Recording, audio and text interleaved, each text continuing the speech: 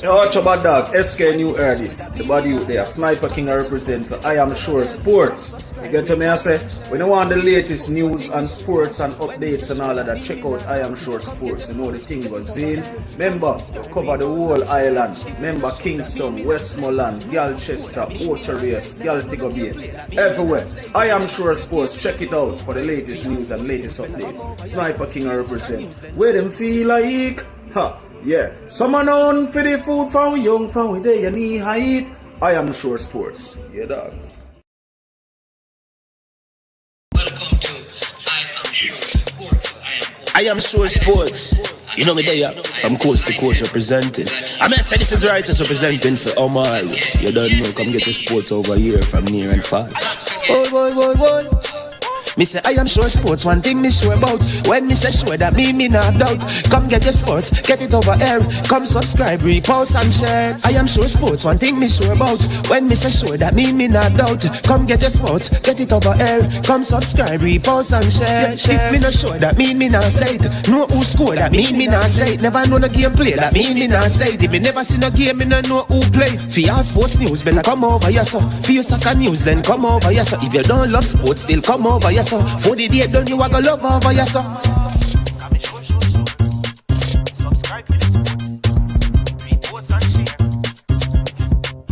So when it comes on to behavior concerning football, Jamaica is decent. I am sure that if we can get all of these things done, set in place by the end of April, it gives us enough time before the World Cup campaign. Not afraid of no Brazil, no Argentina with these crapper players. We are good enough. Remember, like, subscribe, share. Listen, comment, let me know what your thoughts are.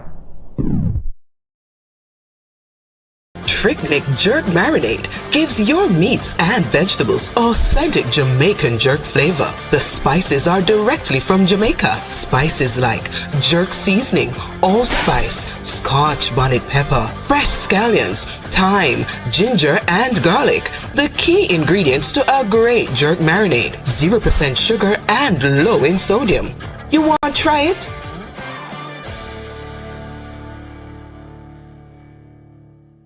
Made up of 18 Jamaican herbs and spices, add delicious, bold flavor to your next grilling experience. Flavoring sauce, a marinade, basting, condiment, or topping. Tricknick Jerk Barbecue Sauce.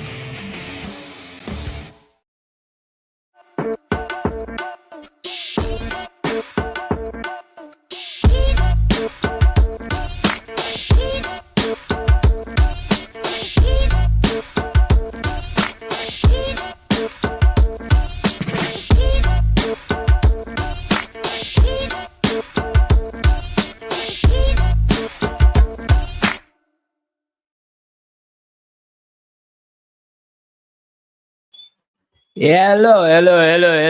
Anybody home? Hello. Anybody home? Anybody there? Who is here? Have no fear. Man is back. Man is back in the hot chair. Hope everybody doing well. Hope everybody doing fine. It has been a long time since we have had some nice time.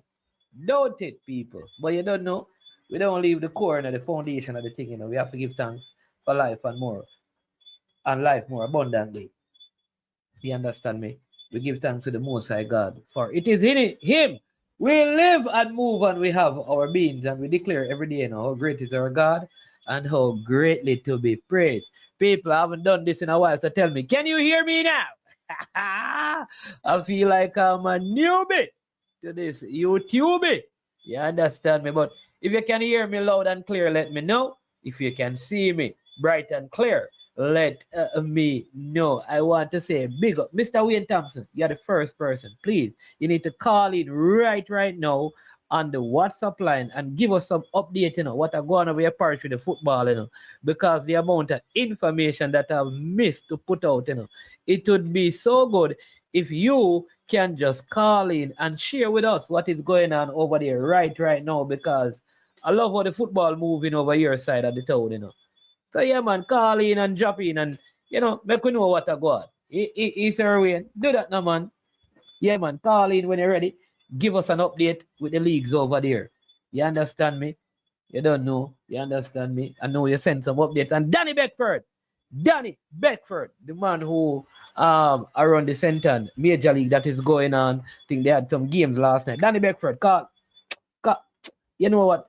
We can't call Wayne Thompson like this, you know. We have to call Danny. We can call Danny Beckford, though. We can call Danny Beckford, you know. Understand? So, Danny, come talk to me about who are going to the center major league, you know. You might go beat me bad, you know, cause well, let me call Danny Beckford. Well, let me call Danny Beckford. Let me see if we can get it. We just go nice up, we don't go start right here, so. But now for hold on, come what tell him say him live and I am sure sports, you know, cause the man will go in bed early too, you know. Don't run for the phone, you know, Sir Danny. Mr. Danny Beckford, before you say anything, because me tell the people them to me call it right now to talk. Good night, wow. Don't say nothing more. So here me I go say first. You're live on I am sure sports because when you talk about Central Major League, come here say the competition hot. Me here say the competition. Yeah. I want you to give the people them some update with the Central Major League, you know, come here say competition hot. Yeah, man, I know you see Errol Stevenson. Yeah, man, you Errol Stevenson score a goal. What kind of old man that play major? What go on in the league? And you see have all Black Star of fire, Richmond of fire, Madras get beaten, Steer Town are going good. Give us some update. What's going on with the Central Major League, Mr. Beckford? Although I'm here see a team in Priory, unceremoniously withdrew from your prestigious competition. I love more July them couldn't make it. Hey, where's you now? Yeah, man, I just calling you. Good night. Hope you're doing well. Just calling for you to give us some update in the Central and Major League. What's going on in Central? I am sure is good night. So I am sure it's back from its sabbatical, sir. That is good. Oh, yeah, man. I am back. Yeah, man. Yeah, man. Major League, you know, first and foremost, we decide this year to increase it to 12 teams.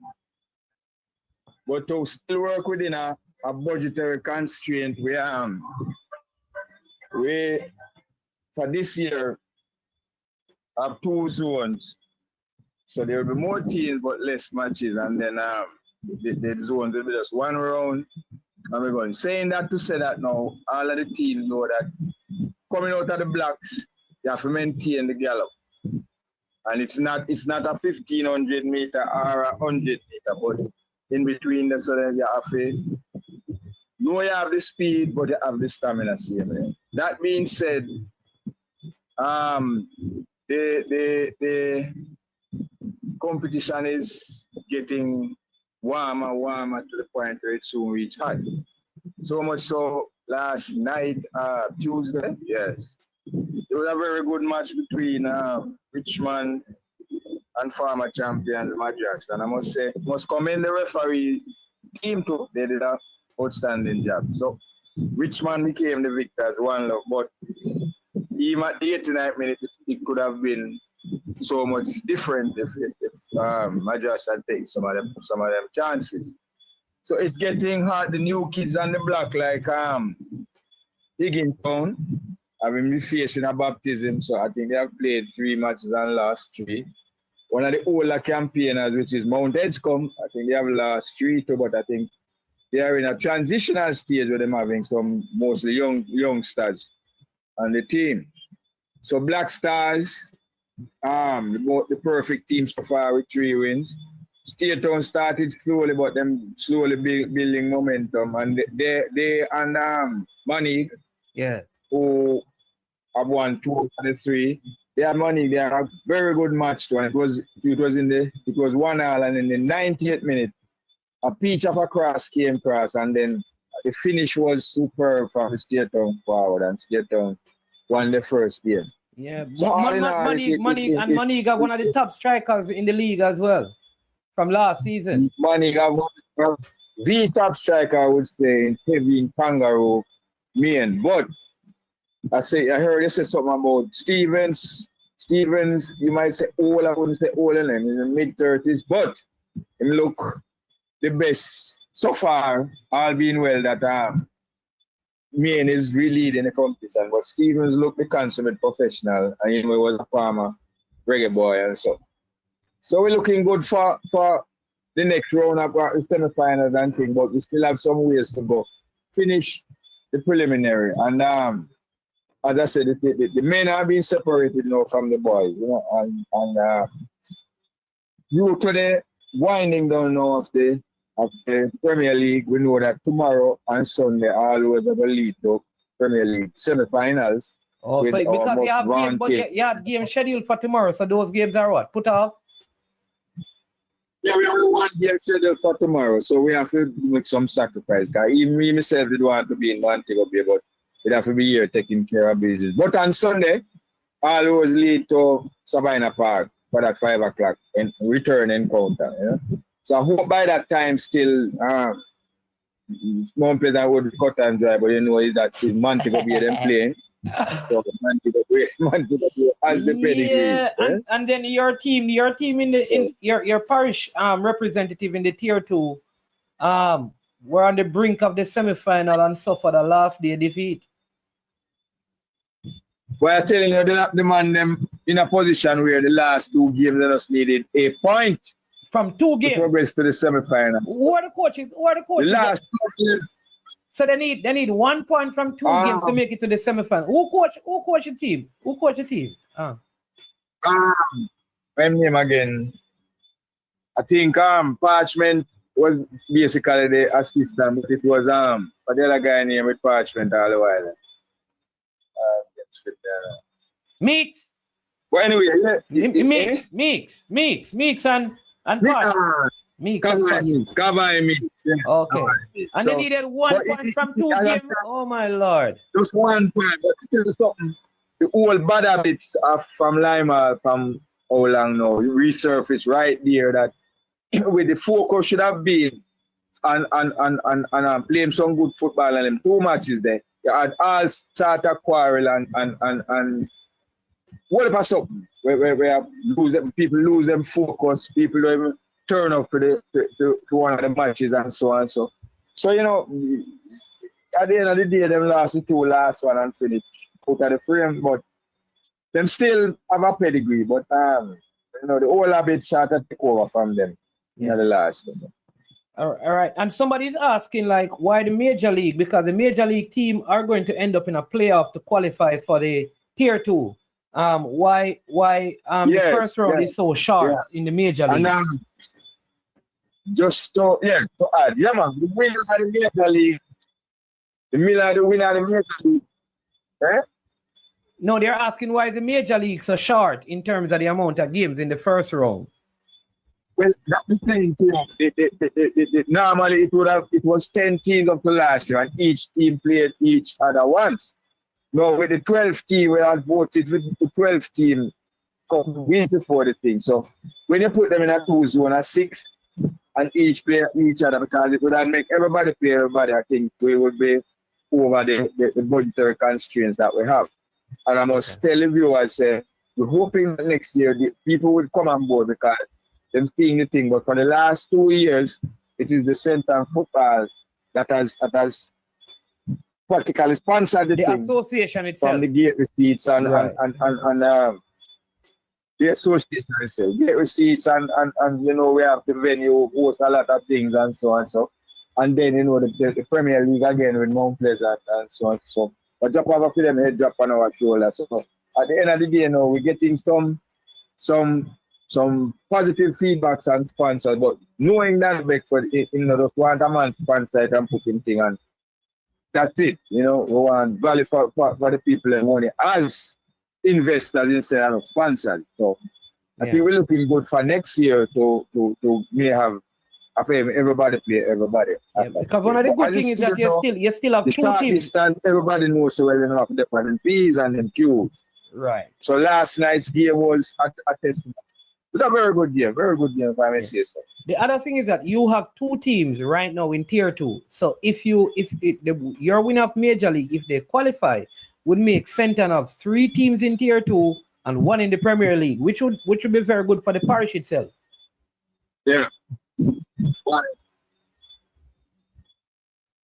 Yeah. Yes, but in Sporting merit tell you that once you have 3 there, you do some. But my basic concern now is the resource side to ensure that these three teams have the resources that them can go through the rigors of a tier 2 again. You have to travel. But well, we're glad we're in the middle of the island. Because when a team from Westmont have to travel for St. Thomas and vice versa, it's a very, very, very tall order that. So we in the middle travel to St. Elizabeth and we will travel to St. Thomas, and we know the rigors of that. So the resources needed and thing. But I think all being well and Mount Pleasant would hope, well, everybody in St. Ann hoping that they would win the Premier League and then go on and make a good showing in the CONCACAF, akin to what Cavaliers did last year. Yeah. So all in all, the good thing is that football, like one way, and then we even have with Division 1 going come after the major league has gone. And you also have a prep school. And you also have a prep school competition that is going on as well. And then, yes, come to that. The Keller Williams prep school thing for nearly over a decade now, and is one of the mainstays of especially the youth. Well, it's on the prep school level. We have the primary school, but the prep school, and it's a very good look, and the persons who didn't know that Friday evenings is the prep school. So you have about 8 matches in both the under 9 and the under 13, and we have some very good youths who are playing now in that league, who have qualified to play for the parish team. So when that competition starts from the parish level, you will see them big baller, because we designate them as big baller. So that is that. Man, one we were hoping also, yes, management to.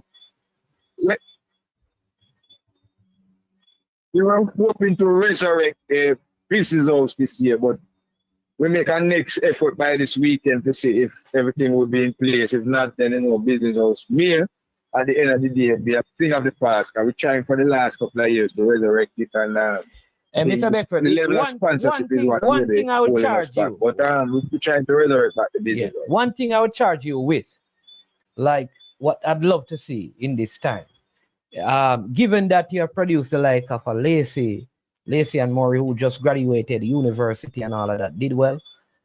Jody Brown, national representative, did well in Florida as well, playing professionally. I'd love to see St. Ann start a female league, even at the high school level, even if it is 7-a-side, and games are played at, like Draxa.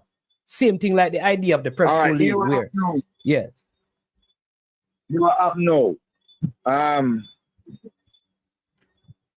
The thing there's a stigma attached to girls football, specifically from the high school levels, because to the credit of your castle and Mr. Treasure, they are the only high school team right now in St. Ann that has a schoolgirl team, which is commendable.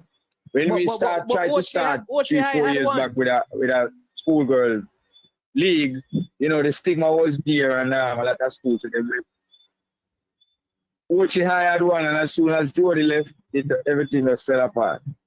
So I hope coming season with Ochi High could resurrect the schoolgirl season. But most of the schools, when you tell them, so they don't want to be involved in schoolgirl football.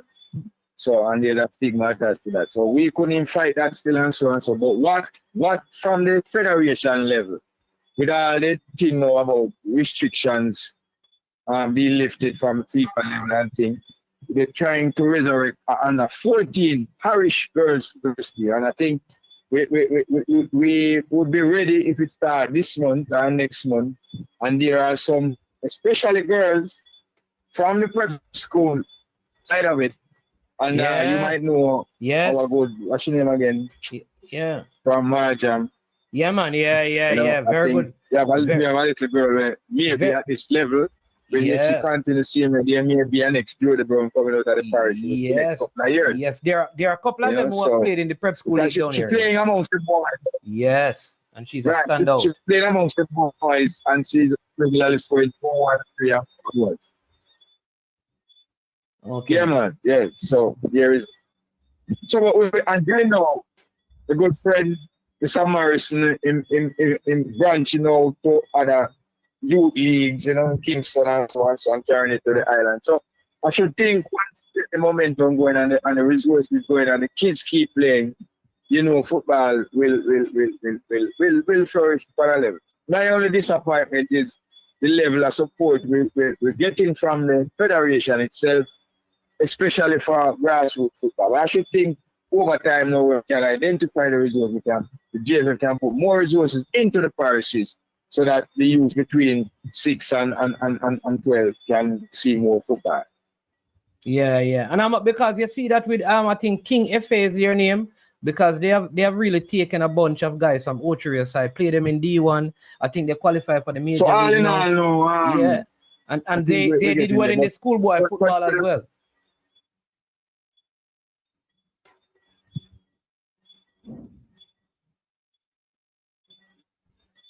Hello? yes, Ochoria High School from the Costa Cup. Two, you hearing? Yeah, man, hearing you now, yeah. Hello? Yeah, man, we hearing you loud and clear, Mr. Bedford. Yeah. We I hearing you. said, I'm not hearing you, pick it up. We hearing you now, man. All right, yeah, so we all know what OTI did. It was a proud. Yeah, man, I say OTI did us proud two semi-finalists. You know, in the Super Cup and in the Costa Cup. I should think they ran out of steam down there, but it was a good look. And you know, the team enters the Division 1 at the time and run out the winners of Division 1 and are doing quite well in Major League. You know, so I think the stepping up is coming. Stepping up, the quality of football is getting there. Nice, wonderful. So some good things happening. I know resources is always scarce, but you know it's good to see that football live on and it is being played, which is important. That the young men are, you know, actively involved. I know the major league seem to be drawing good crowds as well. So that's a good thing. The good thing that I am sure is resurrected and going now. A long time I look for and can't find it. Don't worry yourself, man. But I'll certainly be highlighting some of this stuff, you know, because I think it's important. Yeah, man. I'll be doing it. Come on, go to it. All right, Mr. Bedford, bless you. All right, there you go, people. The show went down a different direction, but don't worry. No, you see over St. Thomas there, so them are from youth football coming all the way up. You know, we need to hear from somebody because we need to give us some update what's going on in the parish, and we'll try to see if we can get the president for the football over there. All right. Don't worry yourself, because no, we don't close as Danny Bedford to me. I have to text him for I don't know what I mean. Big up on yourself, you know. Aldo, you don't know, one Canada. Hill, Brian Martin, Baggio. Twilly, Lord of Mercy. Twilly Willie. Well, I know. Welcome to I Am Sure Sports. Good night. Blessing and man. Good night. Where are you? Me there up on the gully side. How you doing, my brother? Been a minute. No, I'm a good man. I have a shout you call me and say, boy, you just disappear by someone. Boy. Listen, sometimes let me tell you this. In life, we have to understand that the priority is always your family. You understand me? Your family have to come first. So when your kids are at a certain age, you have to be there to spend time with them and your wife and things. So I had to make that decision. I have to put family. You understand me? See. Paramount, because at the end of the day, you know, YouTube will always be here. You know, to come back to. Yeah. You can't, but if your family goes, that's it. So you have to make sure that, especially when you have sons, that you spend a lot of time with them. So we had to do that. You understand me? Yeah, man. Yeah. So that was really, man, you have to spend some quality time with the family. Very important. Yeah, because, you know, this football thing make you up and down and always moving. And so when you have the time, you have to dedicate that to your sons, especially to help them to grow and understand the world, and especially at this age of their life. So we have to do that. But talk to me. What's going on in the football circle, man? What have you been hearing? What news you have to bring? Well, I look for some of the information, because you're a newsman, you know, man. You update and everything. Wait a second. I'm going to come from my program. I'll tell you some carry news. Eh? Okay, No, not that kind of news. Information. Oh, but you can't tell me some carry news, you know. Because I'm going to say what about Well, I mean, we don't have boy. I mean, I say, boy, you get no information from the great management, boy. I mean, I say, God, no.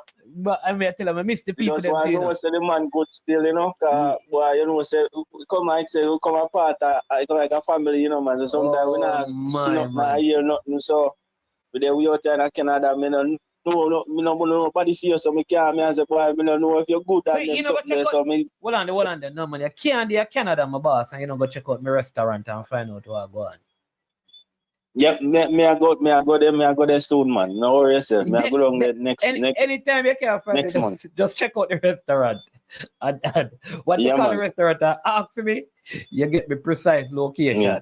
You understand me? Yeah, man. What you see too, me live kind of far. Me live about 2 hours, so me I go down there next month and go check out the food and everything and make a proper right. So when you go in here, just tell him that from the channel you get the invitation and you get special prices. Yeah, man, cause me follow the restaurant page on Instagram, so see everything and food they look good, man. Yeah, man, they look good and it tastes good. There we go. Yeah, man. Even the Easter special, them me see. Yeah, all right, you see it. Yeah, man. All right, so let me just share something, you know, like I said, let me just talk some things and then big up some of the people them, and then if based on where you can always call back. You understand me?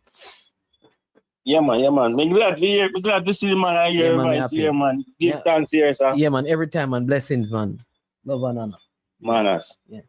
Hey, people, I'm so happy to be back with you, you know. You know, Brian Mighton, Daniel Smith, Jason Goda TV, Warren Creamy, Mullins, big up yourself, Aldo. Christopher Wright, yo, Tuffy Rudy, yo, what you want them on a long time? Wayne Swire, big up Wayne, because we see you recently, you know. Chris Roman, yo. Naji, yo, what is it? All right, yo, Omar Martin, Troy Bulla Malcolm, bless up yourself. Braxton Irie, big coach. What them think? What them feel like? Jason, Ferran, what Calabar? Triple E, big up yourself, you know. Tony, big up yourself, you know. Triple E, big up yourself, you know. One hand, cracky Lord. Yo, me no want no Liverpool man for my channel tonight. All Liverpool fans, come on. At the channel. Me no want no Liverpool fan. Road yourself, right here. Big up yourself, Salty. Congratulations to Liverpool, you know. Yo, me I tell you, congratulations to Liverpool, you know. Congratulations to Liverpool. Good job. Slot. First year. I don't know if a new coach to the Premier League. Has there ever been a coach who come into the Premier League and in their first season never coach in the Premier League, won the Premier League title? Pep? Did Pep do that? Because Klopp never did it.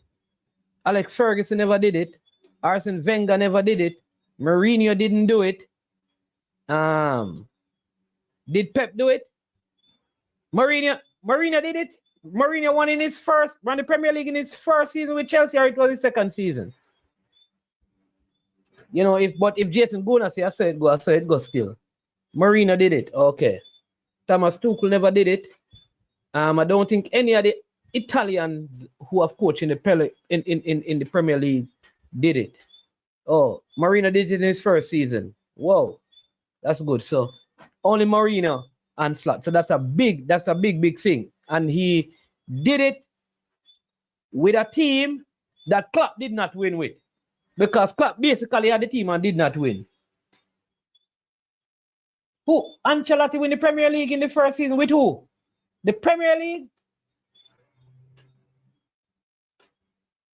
Hold on. When did Ancelotti win the Premier League? With who?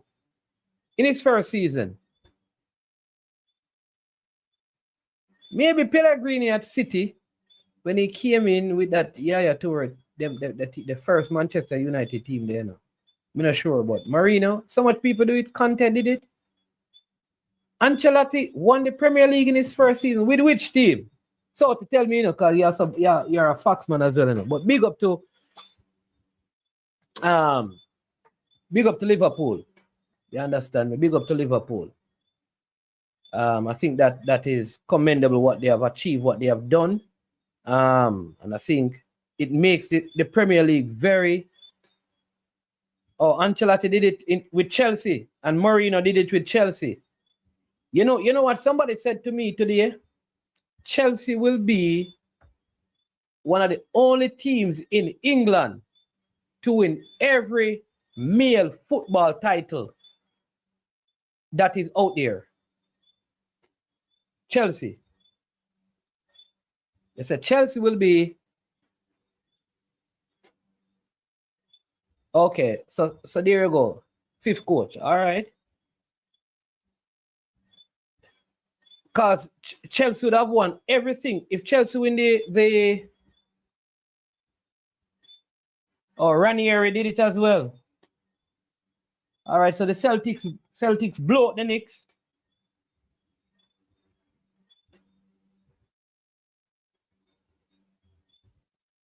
Chelsea, so if they win the conference, they would have won conference, they would have won Europa, they win Champions League, they win Club World Cup. They would have won all the titles in Europe and all the titles in England. No other English team has done that, would have done that except for Chelsea.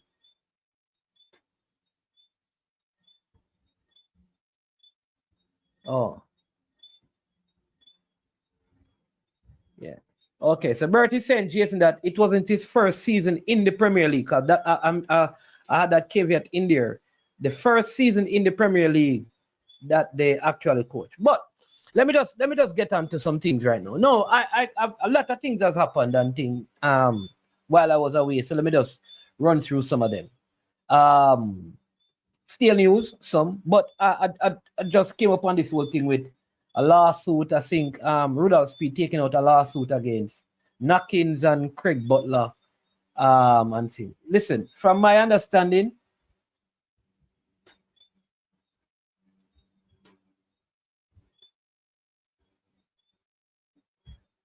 yeah, boss, Knockinz did nothing wrong, in my opinion. I'm not a legal person, but I don't think there's anywhere in there where he can be sued for anything. The case with Speid and Butler, I guess there will be some, take it to court and let it be proven. I don't think there's any way Rudolph Speid comes out of this being a winner. I just feel like these things, they do way more harm than good. I'm just giving my opinion now, right? Right? So here's my thing now. That interview, while it may be considered not necessary given the context, there is also a right for anyone who consider themselves a journalist or person involved in media to ask probing. Somebody saying that you can sue if the Nandes Media is saying that you can sue if the platform puts out the video.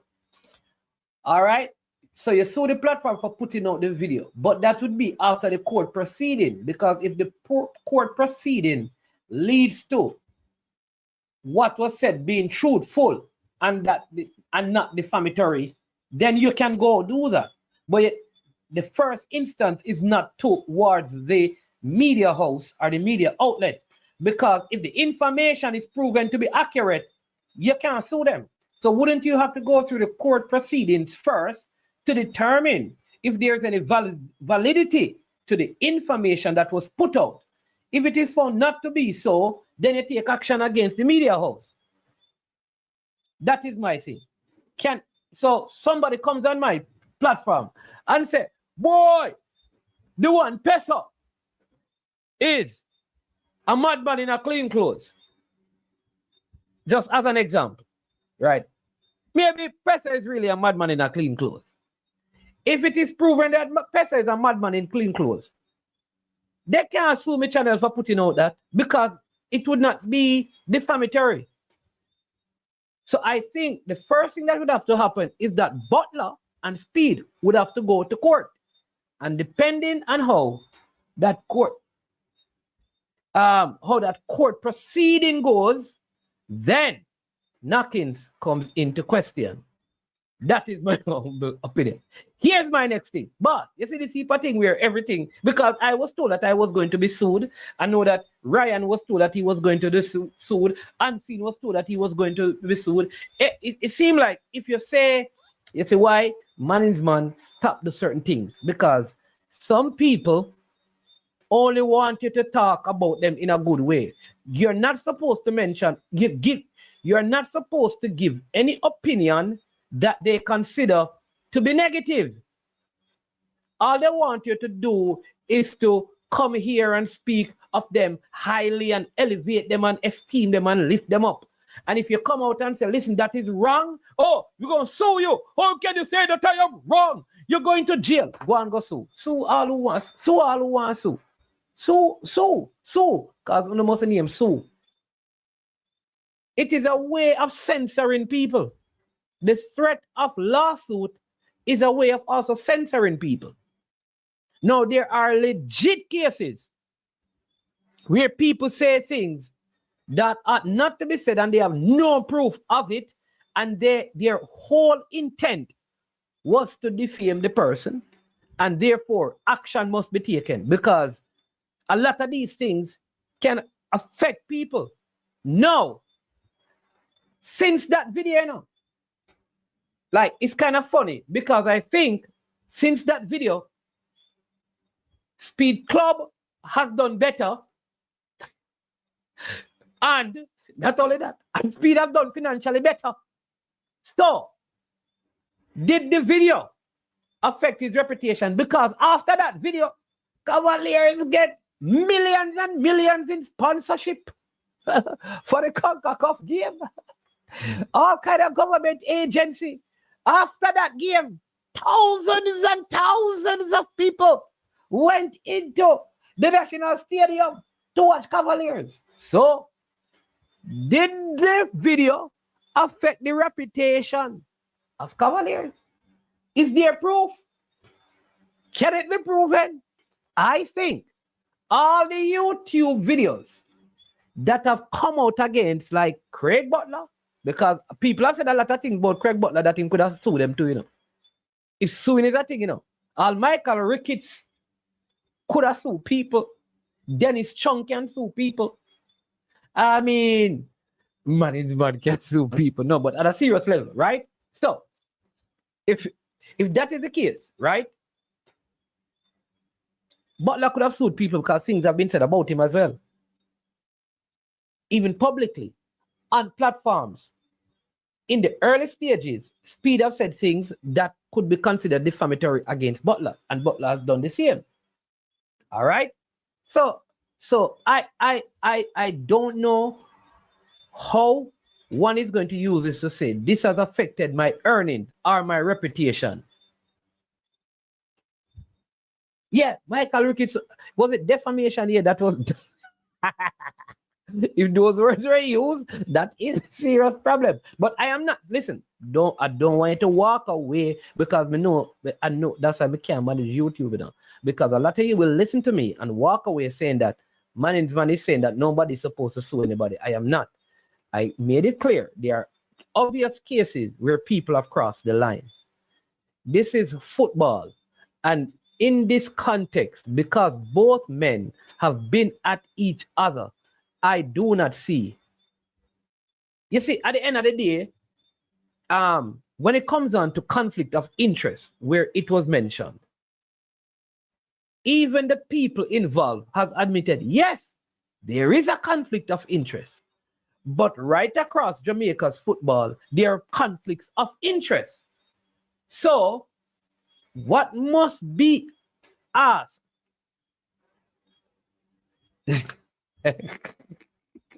What must be asked is simply this. Is the conflict of interest influencing? And can you prove that it is? The thing is that it's hard to prove, while people may admit it.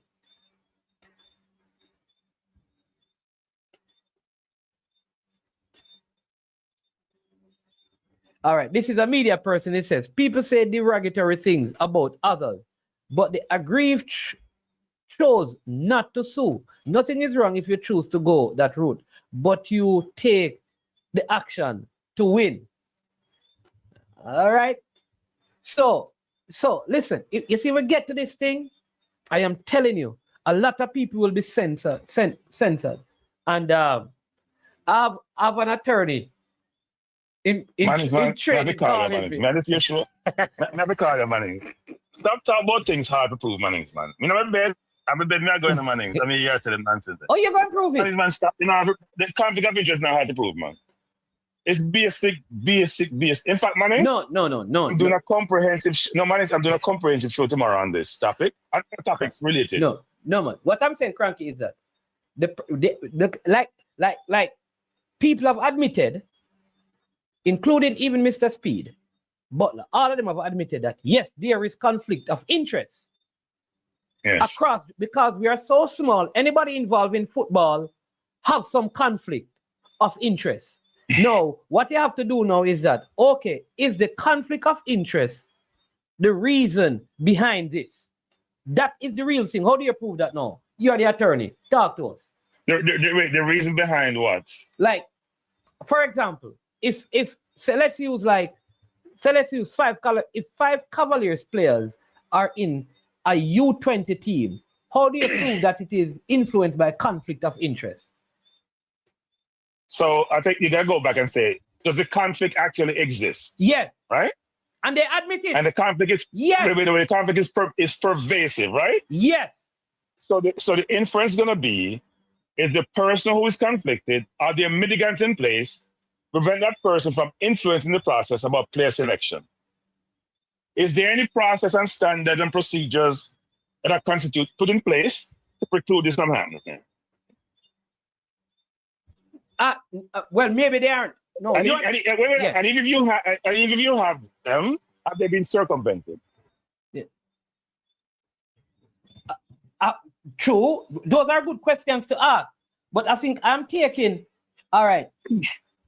So here's two things. Let me tell you why I'm saying it, Cranky. Because I hear you, you know. In other words, what you are saying, I think is a little bit different from what I am saying. What you're saying is that, what are the measures, knowing that there are conflicts? We should have measures in place to prevent the conflict of interest from influencing certain things. And if those are not in place, it is happening, which we admit that it is happening. The thing is, how do you prove that a decision is because of a conflict? It's very difficult in court. What you can say, it exists because there are no parameters or no guardrails to prevent it. But you can't say, okay, this person was selected because this person conflict of interest influenced the decision. Because a person could, in other words, the person. So let me give you a good example, Crank. I understand what you're saying, man. Well, you're the point, man. Yeah. Does the injured party have evidence to substantiate their position? Yeah. So, for example, right there you go. If Rudolph, I don't want to mention Rudolph, say a person who is the owner of a club, the coach of a club, and the head of a technical committee in an organization in a country, if they have players in the national team, did they tell the coach that they have to pick their players? And will the coach come out and say so explicitly? Right? Yes. You have to have evidence to substantiate the position, right? Because the coach could come out and say, no, I believe he's the best player. So how are you going to that? Right. And which is what I think is the problem. It's part of the problem, but I can tell you, in discussion I've had with people, who have been involved in the process, it does happen. I have been told it does happen by people who are very familiar with the process and what transpired. But they're not coming out So to these talk. things that just happen. But they're not coming out to talk. Right, that's true. Wait. And also, remember what John Barnes said? No, we go back way back when, it hasn't changed that much material in the Mannings, man, about how these things work, based on my understanding how it works. The reason why John Barnes was part of the whole construct, right, which is people telling him who to pick and what to do, he wasn't having that. And there are other people who have been in coaching positions who have also inferred that, and I've been told that by other people. That's why some coaches leave. All right. So Wayne Thompson, who was a part, says, but let me just read what he says. He says, let me just read his first statement, because he says, but we don't have enough people in sports to prevent conflict of interest. Further, the conflict is not the issue. Stop before you read that. As long as it is managed. Go ahead. Man, look, any organization, any country in the world have conflicts, right? Yeah. The US, for example, in the security industry, you buy and sell stocks, they have things you have to do to mitigate conflicts. One is disclosure, one is put measures in place to mitigate those conflicts management. So if you go across the board, I'm involved in conflicts management. I've audited conflicts, I've written papers on conflicts management that I've presented to external parties. What I've always argued with Speid about is you have conflicts. How do you mitigate those conflicts? And he said they signed some conflicts register. Doesn't mean a damn thing, to be honest. Which is what Brian is saying. Brian is saying that how does Cranky know the measures are not in place? But you did say there because could I've had a discussion with people, they're not in place. I've had a discussion. Yeah, but Cranky, this is the problem. This is the problem. Bob not challenge me, and Bob not realize it. And Bob, tell something about this thing, Bob. People tell you things, Bob, but you can't say nothing about it. People tell you things in life. But isn't that the issue though? The issue is the people who can prove these things are not going to talk. Yes, that's correct. That's correct. The people are in position to really bring these things out. I'm gonna give you an example, management. I'm gonna give you an example. You know what? I shouldn't talk about this. I'm gonna leave that alone. Let me just say this, management. No. I'm gonna talk about. Let me just say this, management. The conflicts are there, and the conflicts need to be better managed. I agree. The smaller you are, the more apparent the conflicts. I'll give you an example, management. In the US now, there's a big thing about Trump and his sons and making transactions in the Middle East, which is deemed to be: is it bribery? Is it ethics issue? It's all conflict management. You have measures to manage the conflict. The measures in place in football management are not sufficient to manage those conflicts. In fact, when I argue about FIFA's involvement, I was told it's not FIFA supposed to do this, it's somebody else. You can figure out who else should manage the conflict in the JFF.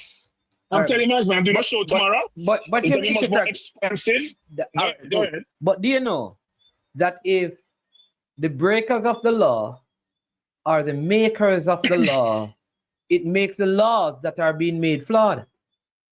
And Mannings, there are people in place who can mitigate this, and they're not doing what they're supposed to do. Give their roles and responsibilities. There are people in place, management, who can mitigate this, and they're not doing their jobs. Give the role that they have in the JFF. They're not. It's a fact. They're not doing their jobs. Well, look, management. At the end of the day, I am very shocked that the media in Jamaica haven't brought this more to the front and pressure to have things change. I am flabbergasted, management, that we have had this situation going on for years, and people like when name of him 10 o'clock show, when name Oral Tracy, for example. Because all them on the one do, I interview certain people, so them not rock the boat. And people don't call these things out. In order for society to change, management, people have to take risk and push for things to change, for things to be better. And part of Toxic Boss frustration, management, he believes that his players are not being treated fairly because of the other person who have the influence. Rightly or wrongly, whether it's true or not, if you sit where he sits, you're going to believe that your players don't get access to the national team or you think they're good enough, that somebody's preventing that from happening. Yeah, because you see, Wayne Thompson is saying again, there are clear regulations to manage conflicts, and I suppose he's talking.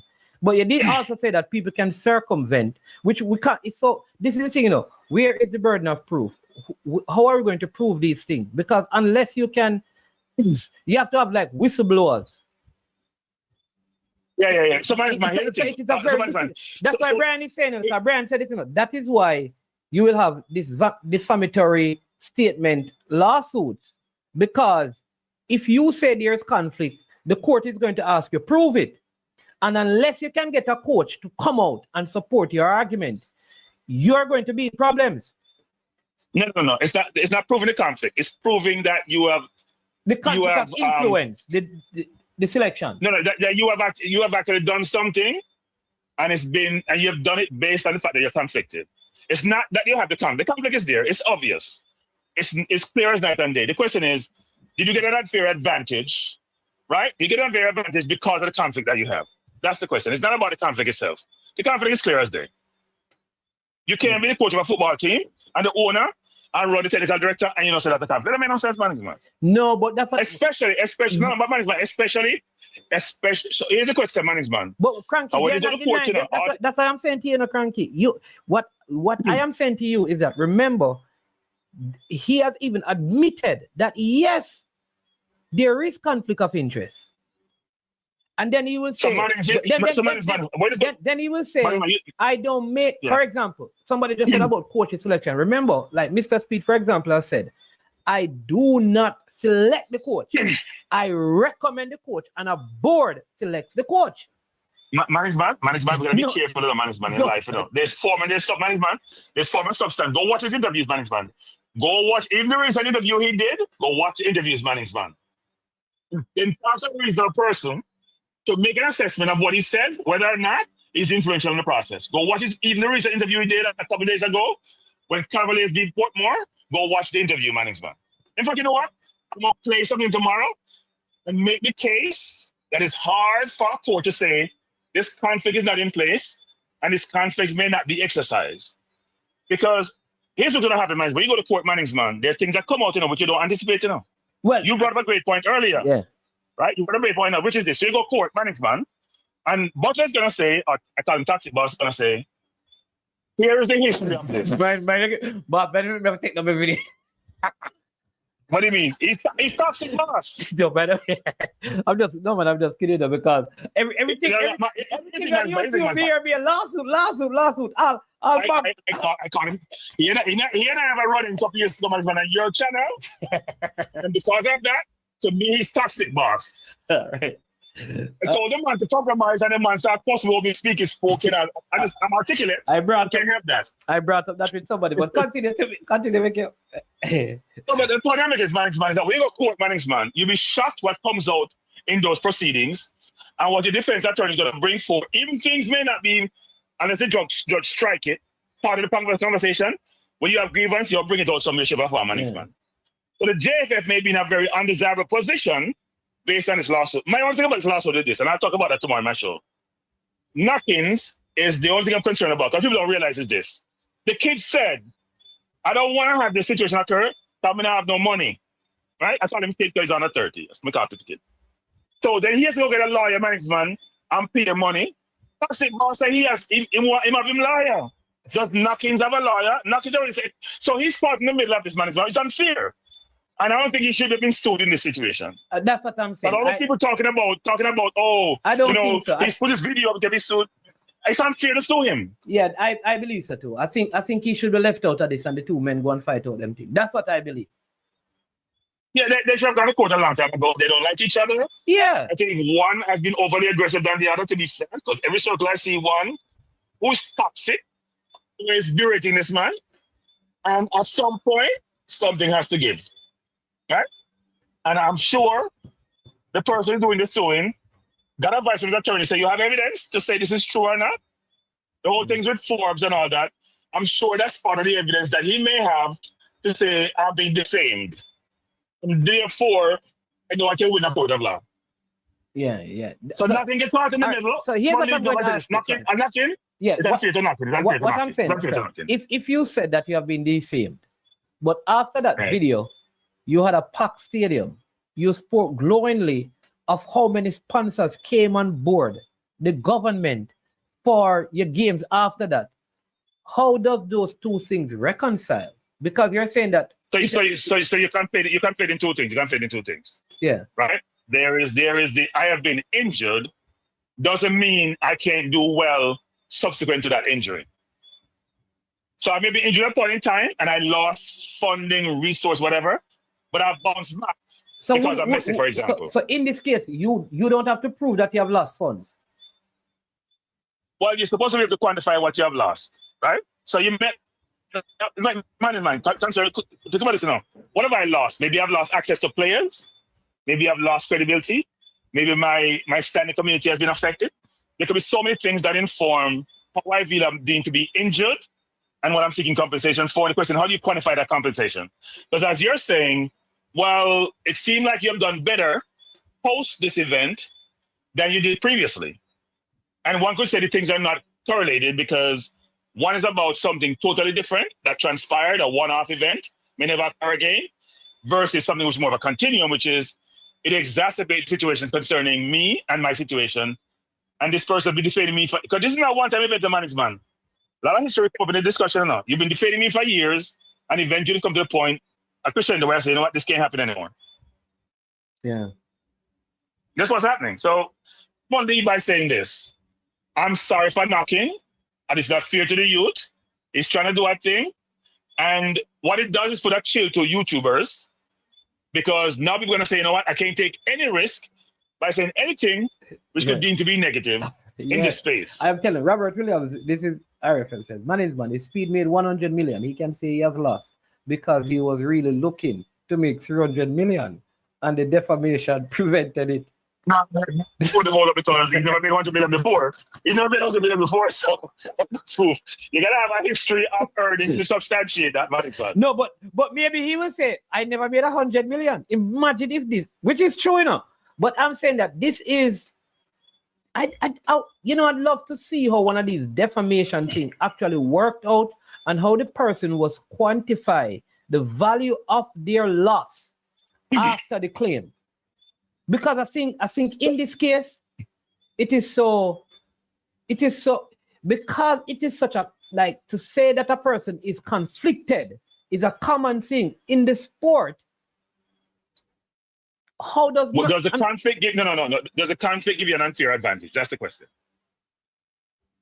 Does the conflict give you an unfair advantage, and do you exercise that advantage that you've been given because of the situation that you have? That's what it is. Yeah, I think Bert. And in this case, I'm gonna tell you, in this case, it's gonna be interesting how it works out, because I'm sure the person who is the defendant in the suit will go back over the years and bring up evidence through kids about what transpired on playing field in different situations. It's gonna be ugly, Mannings, man, if they go down that road. It's gonna be ugly. I said it. I don't see how you win, even if the verdict at the end falls on you. The reputational damage of it's a cease and desist thing. No, it's a cease and desist. So the court will tell you you can't say anything about this player anymore, because then you have triple damages, whatever. So I can stop you from making further defamatory comments about me. So it may not be about the immediacy of the situation. No. It could be about future situation whereby so you're do this, so you go violate that. Yeah. Okay, so you it's not like I want to get money for what you have said for damages, but you cannot say anything else. I don't want to get money. No, I don't want to get money at this point, but I want to stop you going forward from doing it on a continuum. So you keep doing it and doing it and doing it. At some point, I got to cut you off. Yeah. Because what happens is, it takes my life on its own and on. You say it, it goes on YouTube, it goes in other media, and it lasts and it dingles out there for a while before it goes away. Right? So I have to stop you going forward. If the court say you not to do when you do it, then you know what? You run the risk of what the court's going to come down on you hard. So anyway, I've overspent my time, Mannings, man. So tomorrow, I do a show tomorrow, and tomorrow go nice. I tell you, go nice. I bring enough things. Go nice. Thanks, Mannings. Thanks for having me. All right. Yeah, well, all right, Cranky. Go back to bed, boss. Knicks lose, you know. I tell you, man. Yeah. So Bert, I think what happened is that they in the interview, because I never even got to see the interview, you know. I just heard about it by the time I was supposed to go at Kiev. But in the interview, he intimated that Speid's name in the conflict of interest, and then Mr. Butler took the conversation to examples that he, in his own personal experience, would have gone through that he deemed to be a conflict of interest by, and we mentioned players who were not selected and were dropped out, and he believed some of that was influenced by Rudolph Speid. It was done on the guy named Knockinz channel. And so that is why he's implicated in this as well, because it was on his channel. He subsequently took down the video, but the information had gone out. Yeah, so that is the crux of the matter. I don't know if anybody else. Like I said, I didn't get to watch the video, so I can't give all the details. Okay, I think Robert is saying that what Speid may want to do is to put a stop where, okay, stop to the south. Robert, call in and tell us, how do you deal with this thing from your perspective? You say something and somebody deem it to be defamatory. Do you go back and remove the thing? Like, what do you do? Or what is the media supposed to do? If the media, like, I don't understand. Right? As a media person, is it that if you cannot prove something, you're not supposed to say anything about it?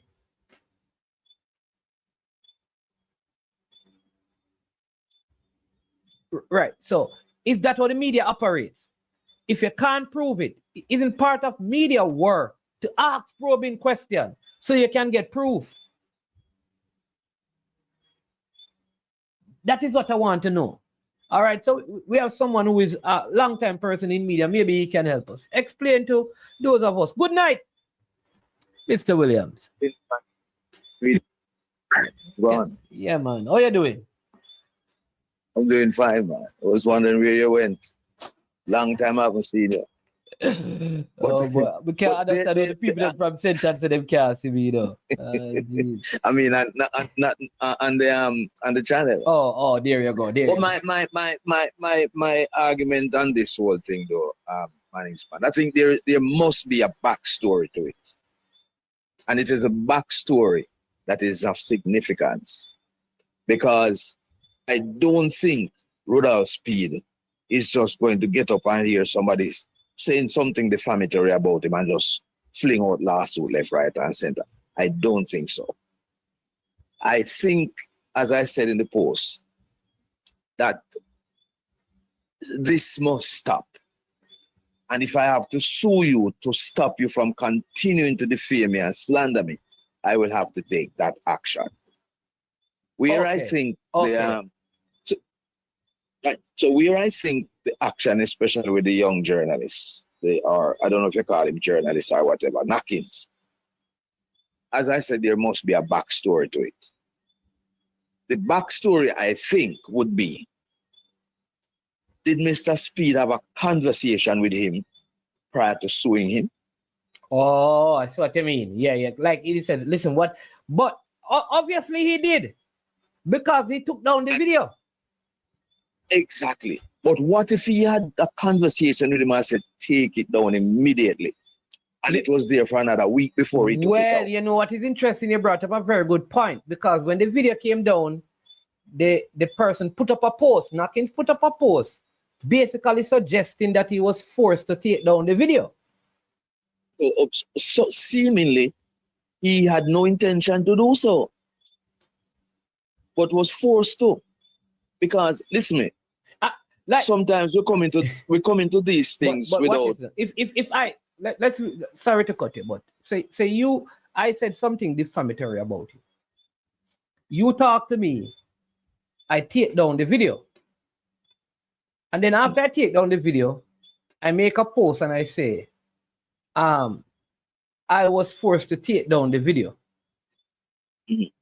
That may incite you to continue with a lawsuit, because as far as you're concerned, my intention has not changed. Think him do anything wrong. Yeah, think him do anything wrong. There you go. And that is maybe why the lawsuit came, because I want to point out to you that you have done something wrong, and you must acknowledge that you have done something wrong. Not because he probably wanted to pay him $2 million or $3 million, But just to prove to him that I told you it was slanderous, I told you it was defamatory, and you didn't want to take it down. So I'm going to go to court with you to show you the fallacy of your ways. You were wrong. I mean, that's it. Yeah. But I have to go find a lawyer and all them someday. Yeah, but listen, you have done interview. There's a gentleman that goes, I call him short boss. Right? When he comes on here, whether on my channel when he used to, even on your program or on the Hits program, when he begins to speak, some of the things that are said are defamatory. He has said things that cannot be proven, even about me. Mm-hmm. And I know the interesting thing about that, Mannings man. Yes. They will say things and say that they were not necessarily there and them can't prove it themselves, but them know people who can prove it. That don't cut it. Because when they sue the radio station or the channel or whatever it is the channel that will have to provide that proof. And you might not have access to the person who himself was willing to come forward. That person disappeared. I see. So it's not really the person. On your own. It's not really the person who gets sued. It is a station. The organization. Organization. And then the organization has to prove that what was said was accurate. Exactly. So there might be a lot of things behind. Just saying that Speid has sued Butler and the Knockinz is just probably just a small part of the whole issue.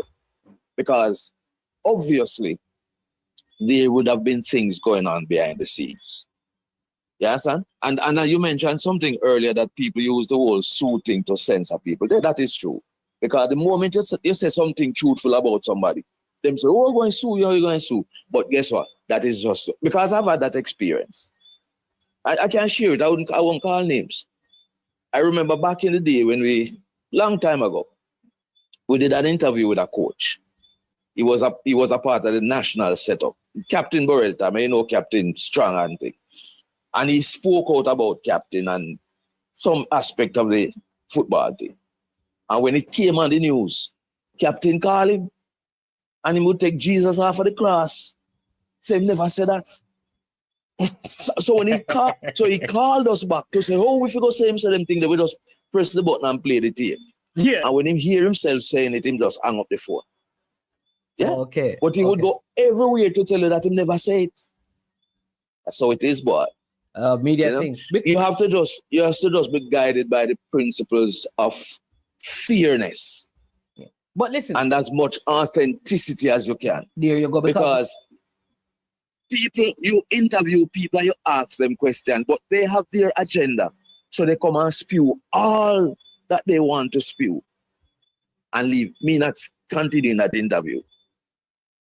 Yeah. So we now wait now trouble. Because remember now, there was a first interview. Speid had a conversation with them because they put up the post. They took down the video and they put up the post. The second interview, no, they were trying to stop Mr. Butler, but he continued. All you have to do is turn off the mic and walk with him, brother. And I think because if you see what is coming down the road, the easier you walk with him. You understand? It might be more difficult to do that on traditional media, but you have to find a way to get out of it. You have to think quickly on your feet. You can imagine you get up somebody to interview and the person go rogue on your life. You have to find a way to get rid of him, man. Or get rid of yourself. But you cannot continue it because trouble is going to be down the road. But as I said before, as I leave Mannings, man, maybe it is not because of any monetary thing why the lawsuit has come, but maybe just to put an end to the continuous slander and defamatory things being said. Because I've heard a lot of things being said. Definitely. And one more thing before I go, Mannings, man. You see this argument about conflict of interest. We must be careful how we go down that road, you know. Because a lot of the people who talking about conflict of interest exists. You understand? But as Cranky said earlier, it is how you operate within that space of conflict of interest. Because if you identify that there's a conflict of interest, was it a part of the decision making? Can you prove it? But a lot of people, some of them have conflict of interest and don't even know it. Because it's them don't think it is conflict of interest. But when they look across the road and see the other person doing the same thing, it is a conflict of interest. Yeah. You get my drift? Yeah. That is true. That is true. Because it's so easy. Because once you have dual position that could influence, those positions can influence things in the other. Thank you very much. It can, because for example, if you are at your station, but you have something that you do separate, but both of them are in the same field, people could view that it's not that it is wrong because your company allows you. It's how is it that managed? Exactly. How is that managed to make sure that there's no interference? Yeah, it's a difficult thing between the two roles or the three roles. Yes. You have to you have to know how to walk between the raindrops. And if you are of fear, I don't even say unbiased because everybody have them bias. If you're a fear person, you will probably handle it better than somebody who is not a fear person. Yeah. You understand? But that conflict of interest thing, I think if we should take each individual within football in Jamaica now and just separate them from each other and attach their roles to them, you will see how much conflict of interest you find. Listen, I remember, right? I'm going to give you a good example. I remember I did a video about the chairman being involved at the coming together of Veer and Phoenix. And I said, listen, this is not a good precedent because there could be a perceived conflict if when other mergers take place and other things, other changing of club ownership take place, you don't have the same showing. So if when this club is doing it, there's this big hullabaloo and press and all of that and all of these things. And then when the next club is doing it, you're not present to do the same thing. When you are the chairperson, exactly. It could be, maybe there is not the case, but there is a perception that could be a reality that there's a conflict at hand. Exactly. So that is why when you make the decision today, the decision should be so principled that you can make the same decision tomorrow with somebody else or other teams or other clubs, and you can next day and the next day, and nothing changed because the principle from the get-go was on solid ground. Yeah, but I can't let you. Yeah, man, I can't. No, man, I can't let you leave without you giving me 1 minute of tomorrow's big games, man.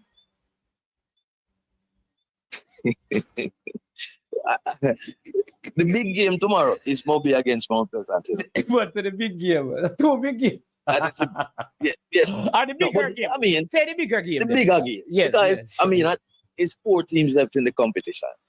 So, I mean, one is bigger than the other. Moby, Mount Pleasant will attract massive crowd and generate significant interest. But if we look back throughout the season, it's an easy decision to make. It's an easy prediction to make. Okay. Listen to me. Montego Bay is probably in the best form that they have been in since the season started. And will provide Mount Pleasant with the, I would think, the best opposition between them for the season.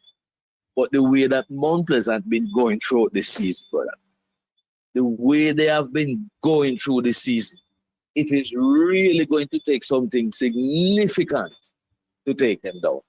I expect them to win. Yeah, I am just concerned that the venue may not be able to hold the amount of spectators. Well, that is another thing. that is. I believe we could have similar to what we had at Stadium East for that rescheduled game. I think where security guard lock the gate and people are in problem. I think you're right.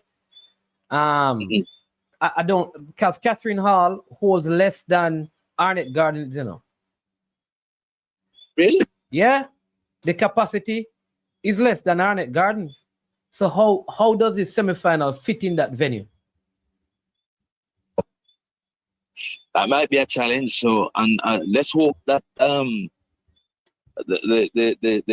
logistics have been worked out down to the T, and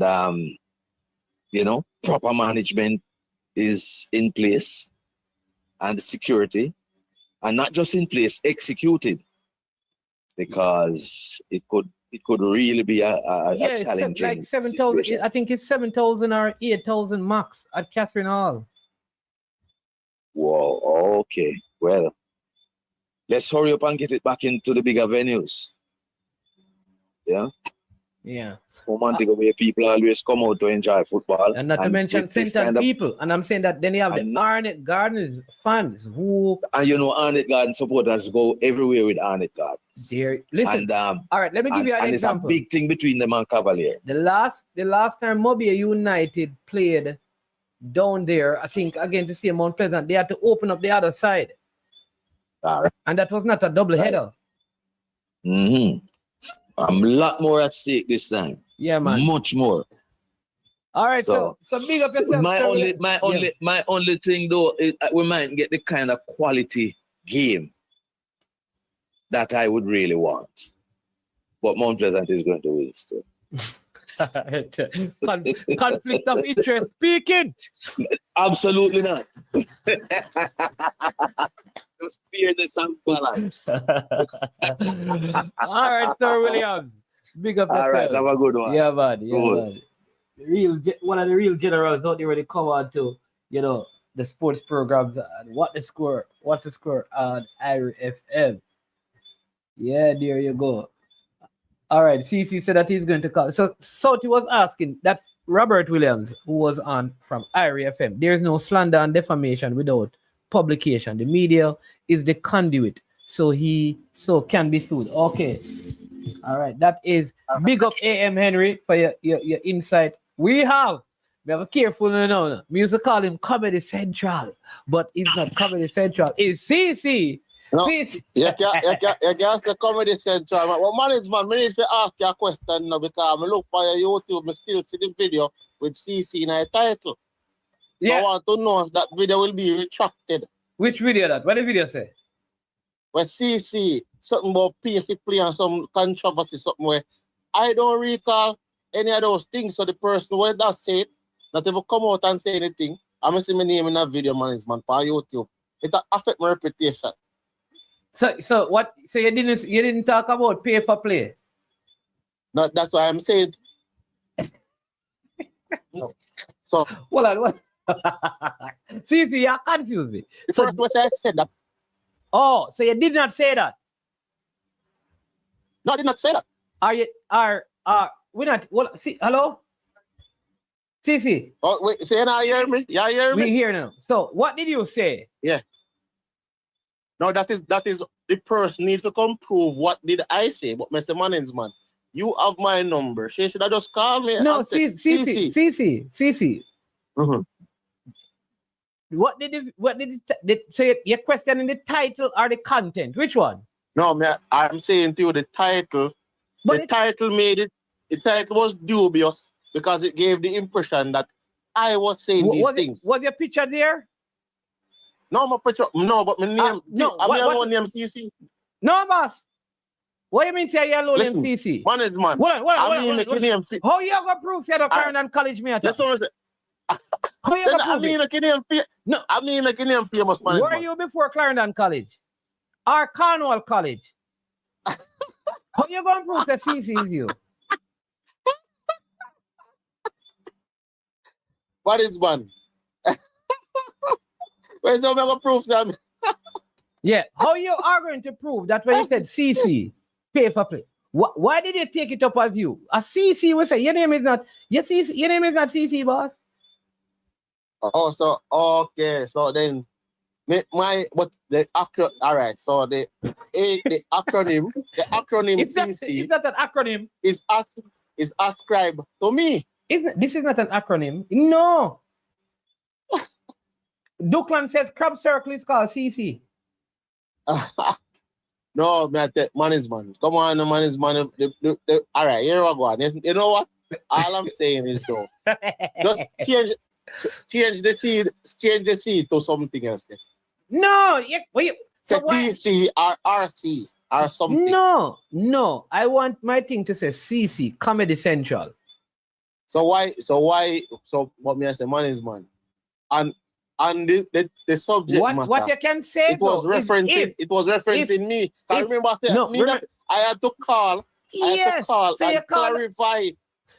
Yes, you called and you said that is not what you meant. That's go back to the video. No. You didn't say that is not what you said. Because the person called in and said what you said. And then you said that is not what I meant. No, the person did not call in. Yes. The person hide under some bed or sitting. The person never call in and so a mistake. Yes, because the day. And then the day after you call in, you call in. Tell me about hold on, I'm telling you.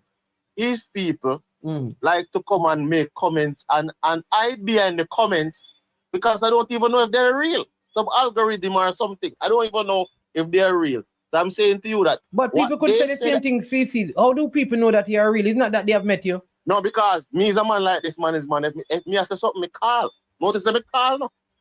Oh, you're not really, say what I'm saying. So what I mean, you're not really sending text messages. No, but I'm saying to you, I've brought up persons who send text messages and they don't leave their name and you can identify them and you never see their face.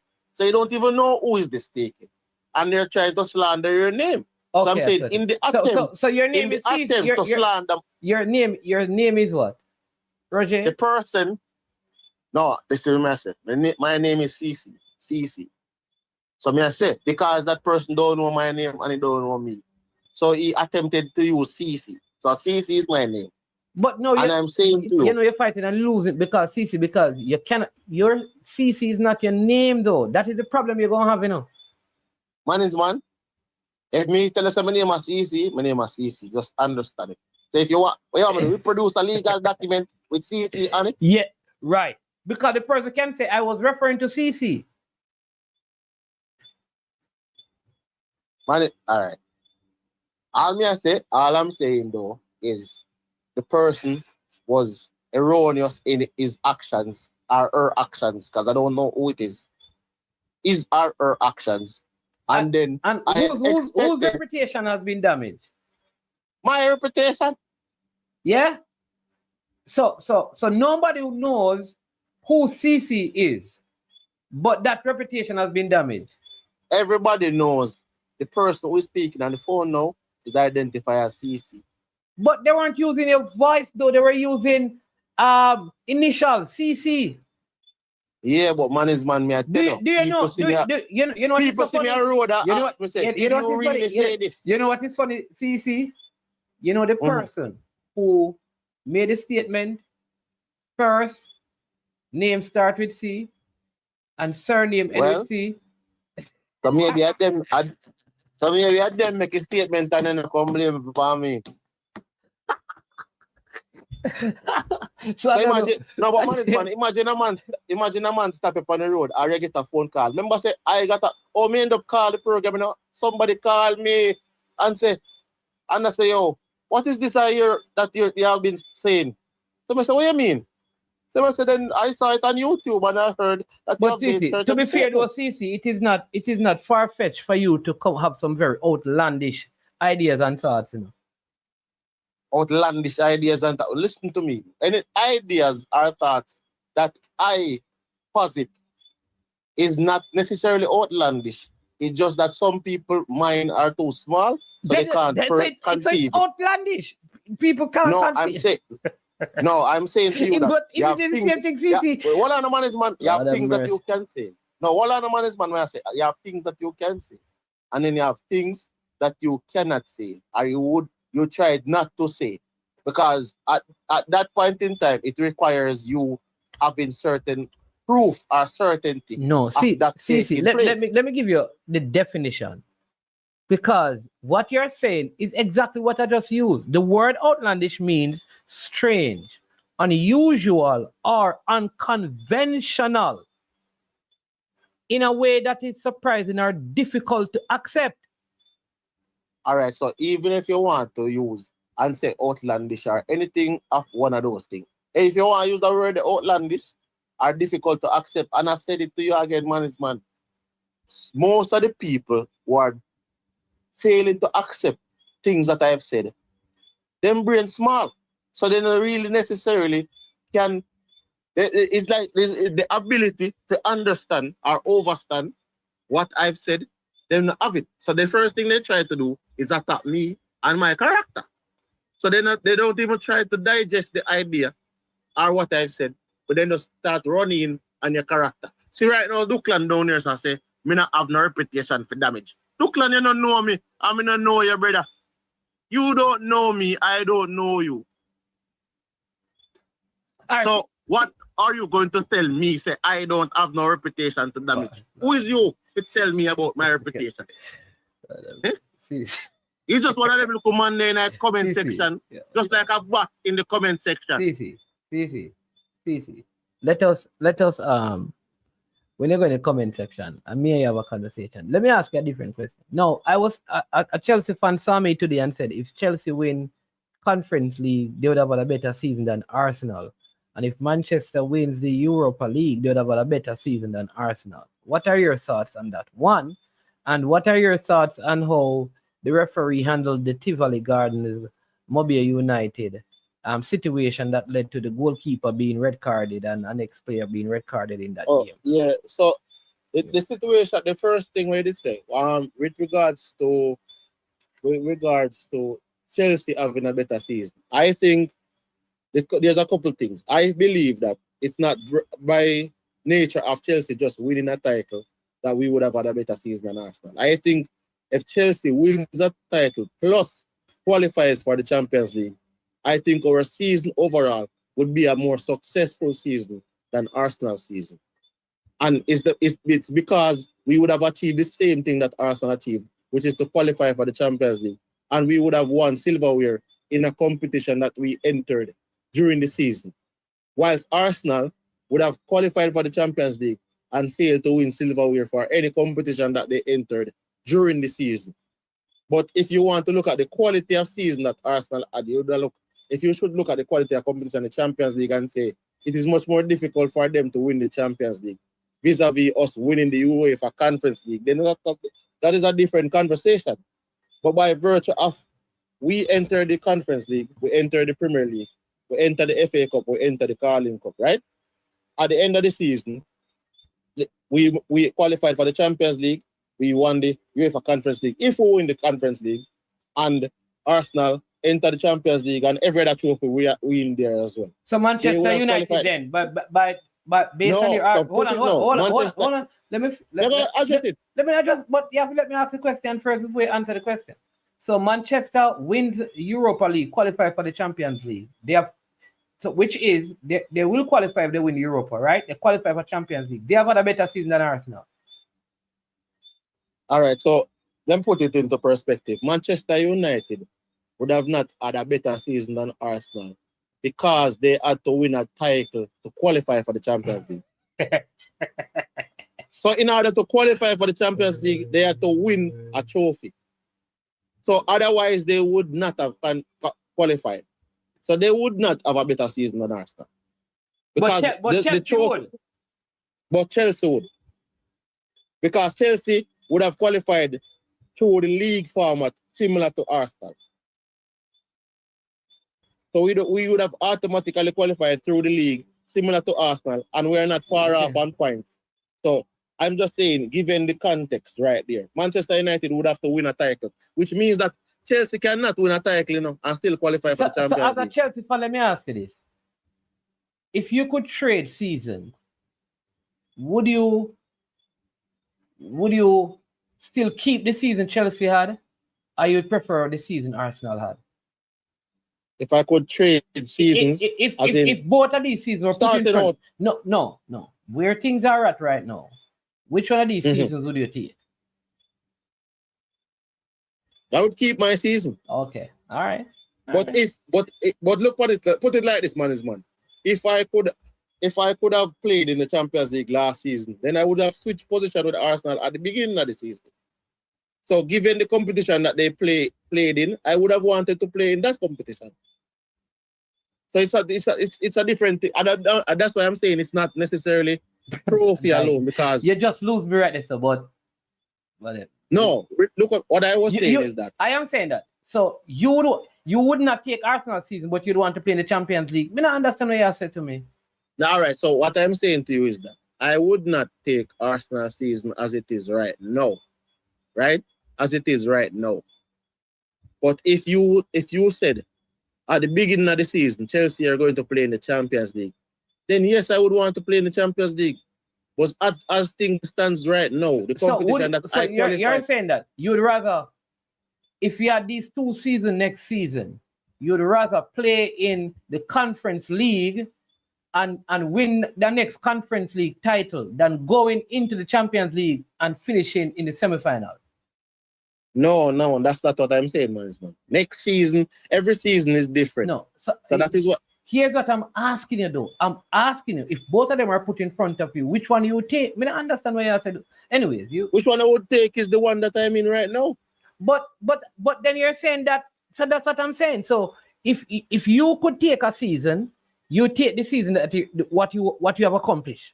That's what you take. Yeah, what I've accomplished. So in other words, I'll take the season you have A and B. A is where Arsenal was getting to the semifinals, and B is Conference League again. You'll go back into the Conference League. No, that's what I'm saying to you, management. No. That's a different thing. Sis, let me ask you something. If a black girl and a brown girl is put in front of you, right? Nice browning, no bleaching cream, official browning and thing, and a nice chocolate girl, right? And which one would you choose? If you could choose one, which one would you choose? It's a different conversation. Anyways, all right, let's move on. Talk to me about Tivoli and Mobile United, because all right. Let me just put the one thing by saying this, man. Chelsea, for coming into this season, right? If I qualify for the Champions League next season and I don't win the Champions League and I finish in the top 4 in the Premier League, qualifying for the Champions League, and Arsenal wins the FA Cup and finishes in the top 4 in the Champions League, Arsenal have a better season than me. But I'm saying to you, but you could finish all in 5th and still get Champions League spot. But that is by virtue of my performances within the Europe as well. Anyways, let's talk. But better season no matter still, man, if me not win the league. So it don't really matter. Like, if me not win the league, like everybody else kind of just that's with it. But the referee decision though, with the red card with the goalkeeper, for me, there are certain things that you do not do in football. And that's when you have to maintain a professional conduct. There's something in football called misconduct, right? So if it is in the event that you save a penalty, you are not to be rushing the referee in a manner that can be deemed violent misconduct, in a manner that can be deemed as a misconduct. You being basically, I don't want to use the word violent, the word that, but it falls under misconduct.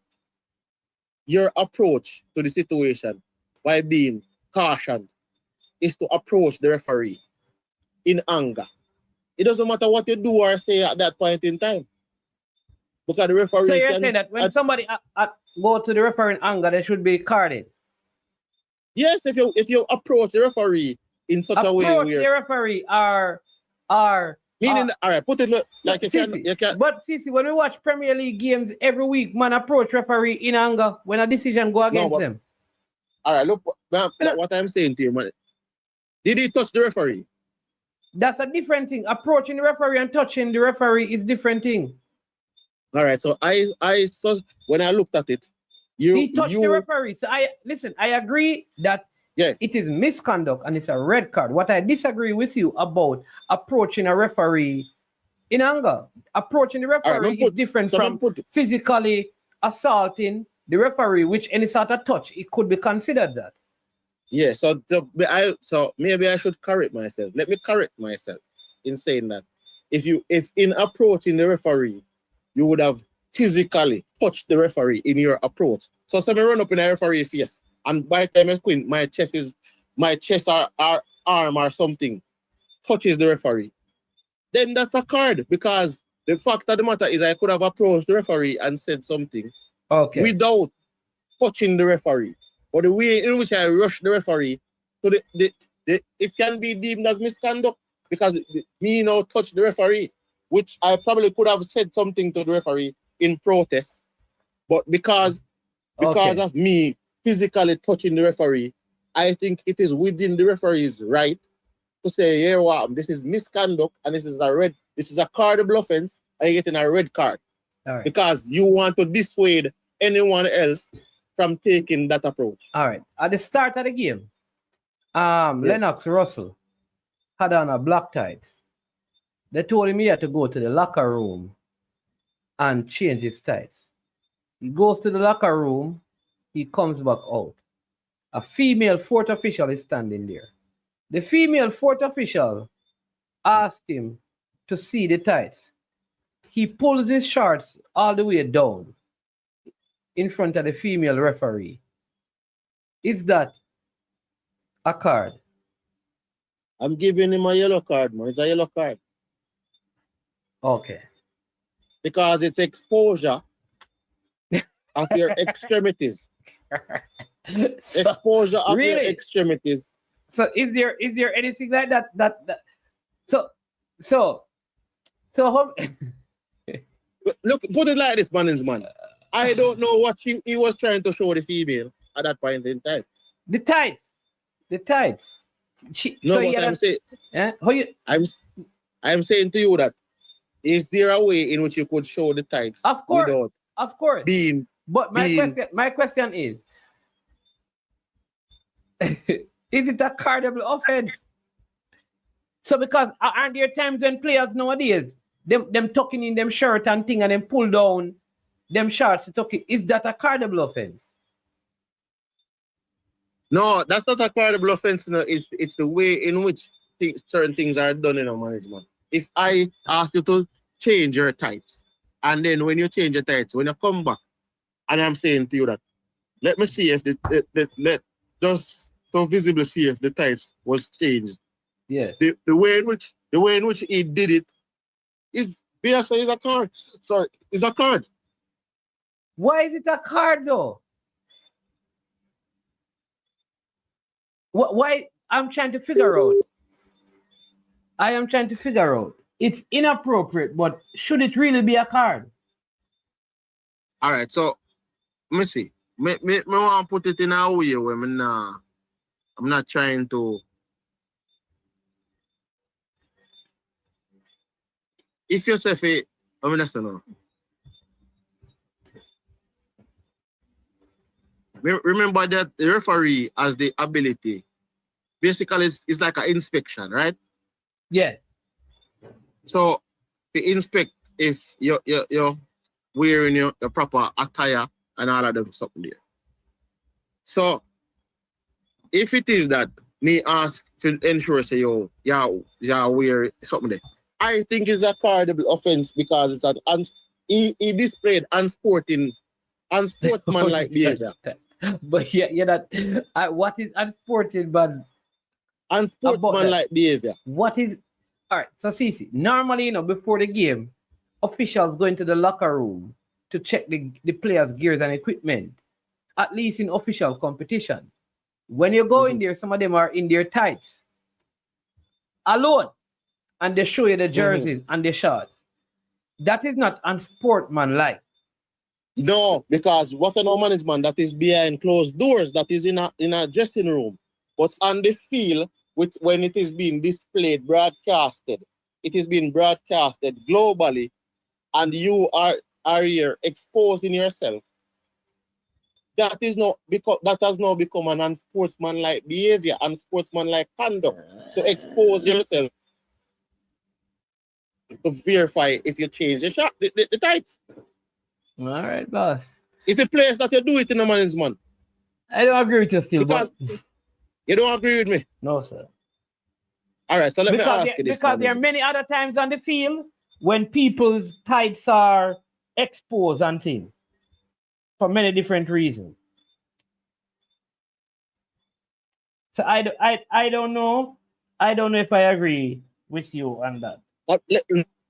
No, what I'm saying is, is not is what he did, me I talk about, It's what he did, is what I'm talking about, being a cautionable offense for unsportsmanlike behavior. It's not the basis of the tights or anything, but it's the basis of you drawing down this tights and in the match at the match itself in public. It's not like I'm in a dressing room. But why would it? But if the referee is asking you out in the public to show your tights, shouldn't she also anticipate that could mean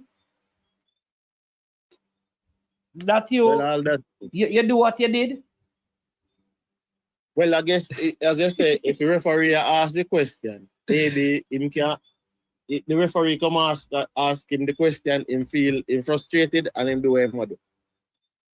Yeah, all right, guys. But what I try to say is, man, certain conduct to me is because you want to try to stamp out certain things out of the game. You don't want it to become a recurring act where people just feel like them can do anything and get away with it. And the only way you can discipline the people is by virtue of a card. And then unsportsmanlike behavior is an ambiguous, is a part of the law which is kind of ambiguous, where you can basically make a judgment right there in terms of what you deem as an unsportsmanlike behavior. Because you didn't have to do what you did. Let me put it. Yeah. What you did, because you could have done it a different way and achieved the same similar result. But you blatantly did this. Okay. That's what the referee got deem it as now. You blatantly doing this because you feel upset that I question. Okay, all right, boss. Yeah, all right, God. Unsportsmanlike behavior. All right, boss, I hear you. Yeah. But management, I want to touch upon one more thing before we go. The playoff format. What do you think about the playoff format, management? Do you believe that a law should be included similar to, because I was having a conversation with somebody and they were referencing the NFL. We are in the NFL, remember,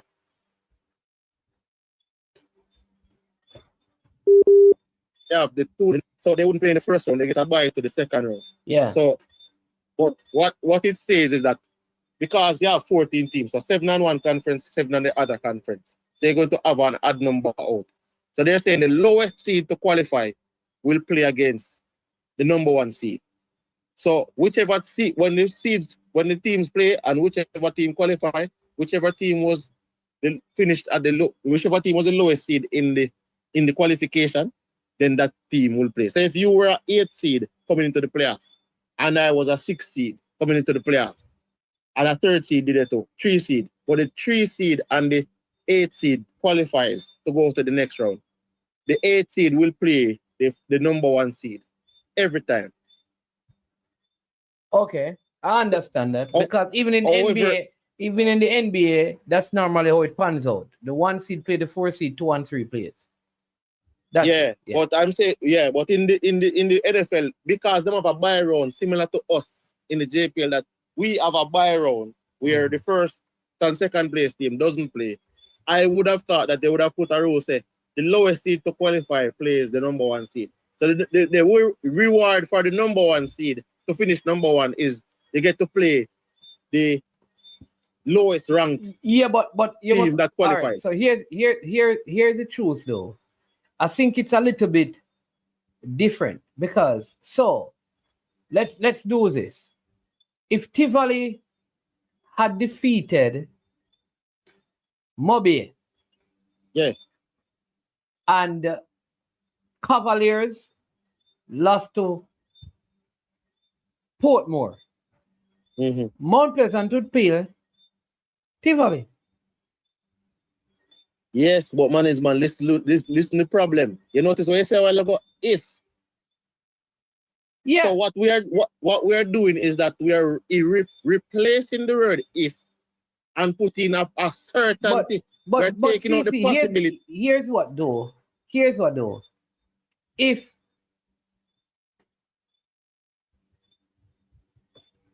If right, so remember when they are doing this, there is no guarantee that the 6th seed is going to lose. No, I know. That is why management. So that's unless what you're saying is that when they finish this playoff round, there should be a different draw. So you're saying like no, it should be Mount Pleasant and Cavaliers. No, all right. Put it to you like this, management. No. Yeah, but that is Mount Pleasant and Cavaliers. Yeah, but it's Mount Pleasant and Cavaliers would play, and because Cavaliers is the lowest seeded team in terms of how they finish on the table. Yeah, so all right. So listen to what I say, management. Yes, that is the case. But look, what I would say is this: from the beginning of the season, the playoff format is this: the number 1 seed the number 1 and number 2 seed will get a bye to the semi-final round. In the first round, the lowest seed to qualify will face off against the number 1 seed in the semi-final, and the next team plays the number 2 seed. That's what you will write in the rule.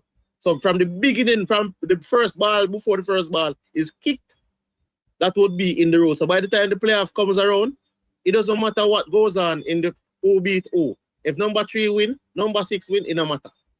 What it matters is the lowest seed that is available in the that qualifies plays the number 1 seed. Like and that would have been in the rule. I hear what you're saying. What you're saying is that how the rule should have been written, it would be Mount Pleasant playing Cavaliers. I hear what you're saying. That makes sense. But because this was in place, because the 6th seed, Mount Pleasant could have been playing the lowest seed. That's what I am saying. Yeah, cool. Yeah, no, man. Based on the rule that is in place now, Mount Pleasant could have been playing the lowest seed. However, what we want is that we want to eliminate the word could have or the word if. And we want to place a certainty where the number 1 seed always. I could have ended the call at 25 minutes. You said one more thing, I give it 30 minutes. So I am going to end the call at half an hour. Big up yourself. Oh, big up. Yeah. Big up. We make a call and then God.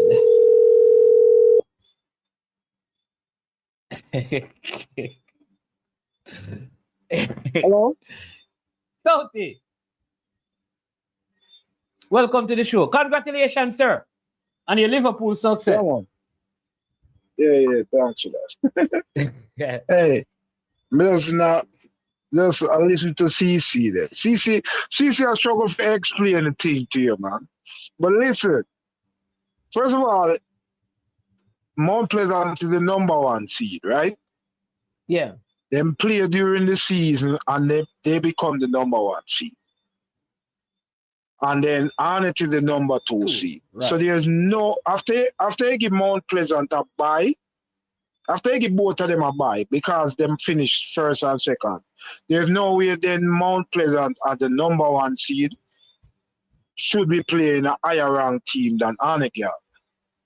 So what you mean? There's no way that should have happened. So what them should have do is that is why I'm gonna explain now the NFL. I see one guy when named Trevor Pessoa in the comments. Him really not understand the CC as so he must say CC we not have to follow any other country. But where CC that I try to say is the NFL did have a time where they did have a similar thing where it was 6 teams go to the players from each conference, and the number 1 and the number 2 them get a bye week, just like the JPL. Yeah. So what happened is they set up players like this. The same thing like Mobile play Tivoli, 3 play 6 and 4 play 5. So what I'm saying, if the number 6 team wins, which is Tivoli, they would play Mount Pleasant. But if Mobile win, they play Arnett Yard. So the number one seed always play the lowest. Always is going to get the lower, because that is what you're supposed to get as the top seed. Okay. So there's no way that the top seed should be playing the third seed, which is a higher ranked team than the fourth seed. And again, finish second and get a lower ranked team. So suppose you have a case where the number 3 team is also a very good team, but them just barely miss out on top 2 by all a goal difference or a 1 point. Then the number 1 team end up playing that team. That wouldn't be right. Yeah, which is what happens because between Mobile and Arnett Garden, the difference is like the final week, like because Mobile was in second place up until like 10 minutes a game, you know. Basically, Mobile might not be stronger than Cavaliers, you know. I don't know. From the field, but from paper over the course of the competition, they will be stronger than Cavaliers, and then the number 1 team get the stronger team, and that is not how it's supposed to be. It's supposed to be if you seed the team, them the higher seed man can get a tougher team than the man where they are numbered, where the second seed. Okay. So it is supposed to be. It's supposed to be if Tivoli win, then play Mount Pleasant. If Mobile win, then play Cavaliers. Oh. If and then them play Arnett Yard. So if Tivoli win, if Tivoli win, then the winner for Cavaliers Portmore is going to play Arnett Yard. But if Mobile win, the winner for Cavaliers Portmore then play Mount Pleasant. But at all times, Mount Pleasant supposed to get the lower seeded team. That's how it's supposed to work. Well, I guess I never think about it at the start. So you'd have to do it at the start to say that. Yes, number that's one seed plays the rule would have to be the higher remaining team. The highest remaining team. The lowest ranked team, not the highest. The lowest ranked team, yeah. Okay. So you said that before the thing start, the number 1 team plays the lowest ranked remaining team. If Tivoli wins, they play Mount Pleasant. If Mobile wins, they play Arnett. But you can't be the number 1 team like in this case. But it happened already still.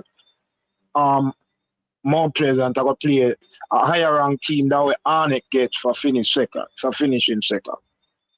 So that's a mistake they make. Because it's not in no playoffs nowhere. It's not in no Champions League. It's not nowhere. You can't be a top seed and get the higher team. Yeah, because the NBA, the number 1 team never play the number 2 unless them get to like the conference final. Right, the conference finals.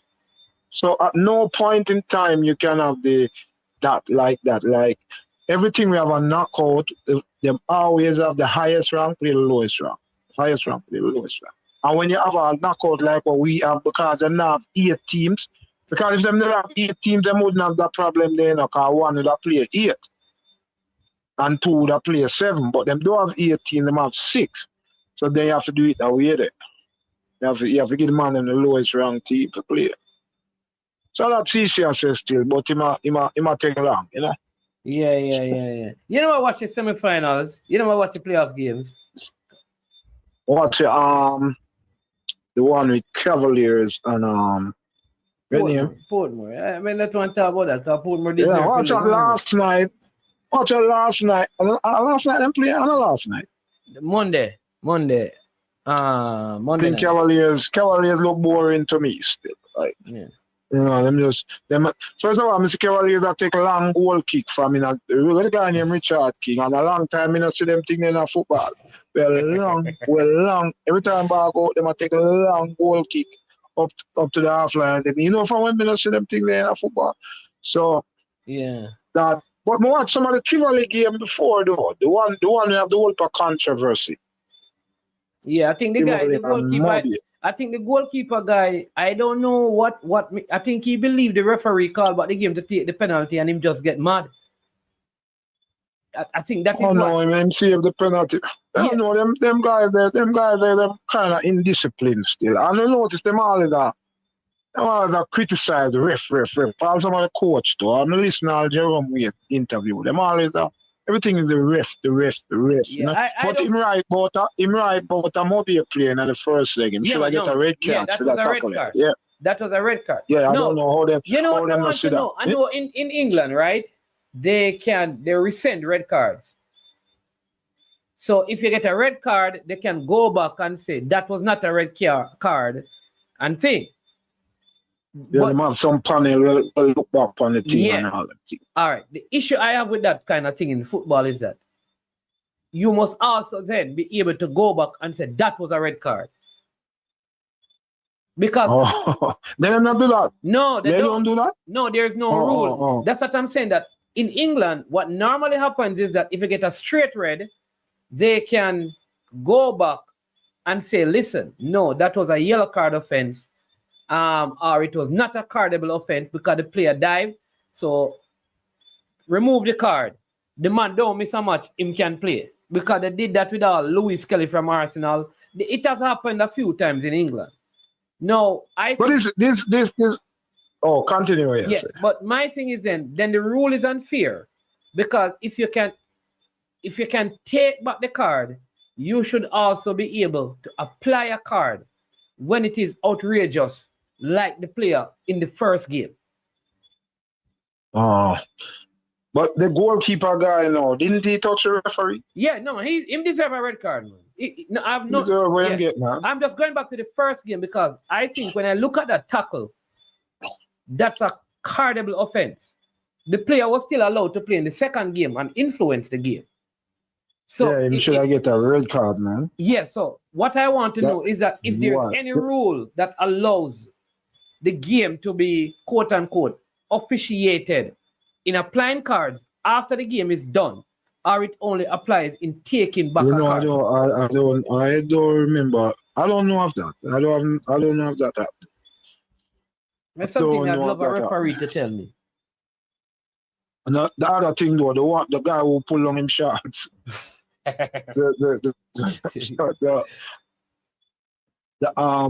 it's a female sport official, you know.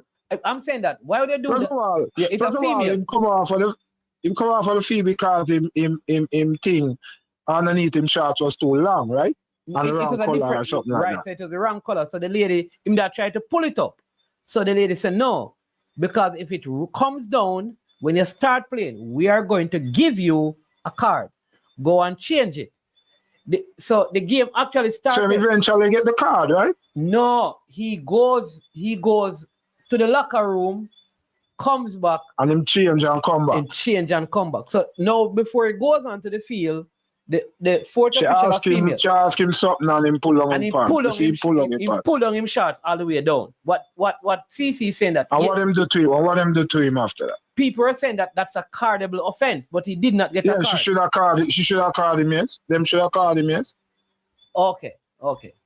Yeah, because that never necessary. All him have to do is lift up the foot time shots and show her the thing. Like you can lift up the bottom part of your shorts and just show her the thing right there. So never have to pull on in pants and go on. So. You see, this is the thing. You can lift the bottom of your shorts, the foot part, and just show her the thing right on right. But you see. Yeah, and I run him off, man. Them too ignorant, man. I'm going to them dark more than anybody else, man. Should I run him off? That never necessary way him do that. So I see him do it. Yeah, too extra more time, man. People have talk about them are human and them things. They have to learn to control themselves. What when them go up on a bigger stage? But I was saying to someone that he could not have done that, like in the USA to a female official, and don't get a big suspension. All of our place him couldn't do that, man. Yeah. That never, the way I say never even necessary. So I don't know where he might eat. All I have to do is lift up the foot time shots and show her the thing right here. No, I have to do that.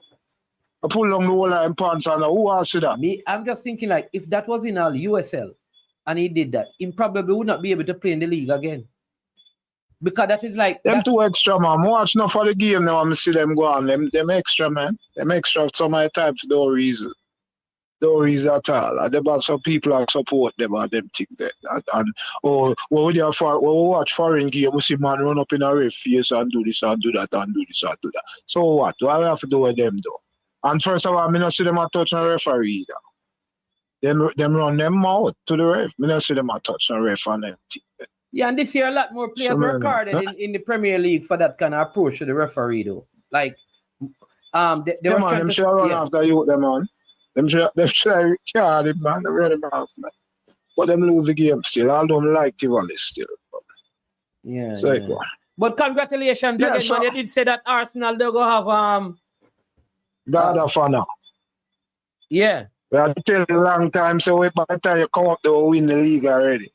So remember, you know, all I want to talk about Arsenal, you know, so Arsenal don't lead the league 1 week the whole season, man. All right. I'm glad you said that.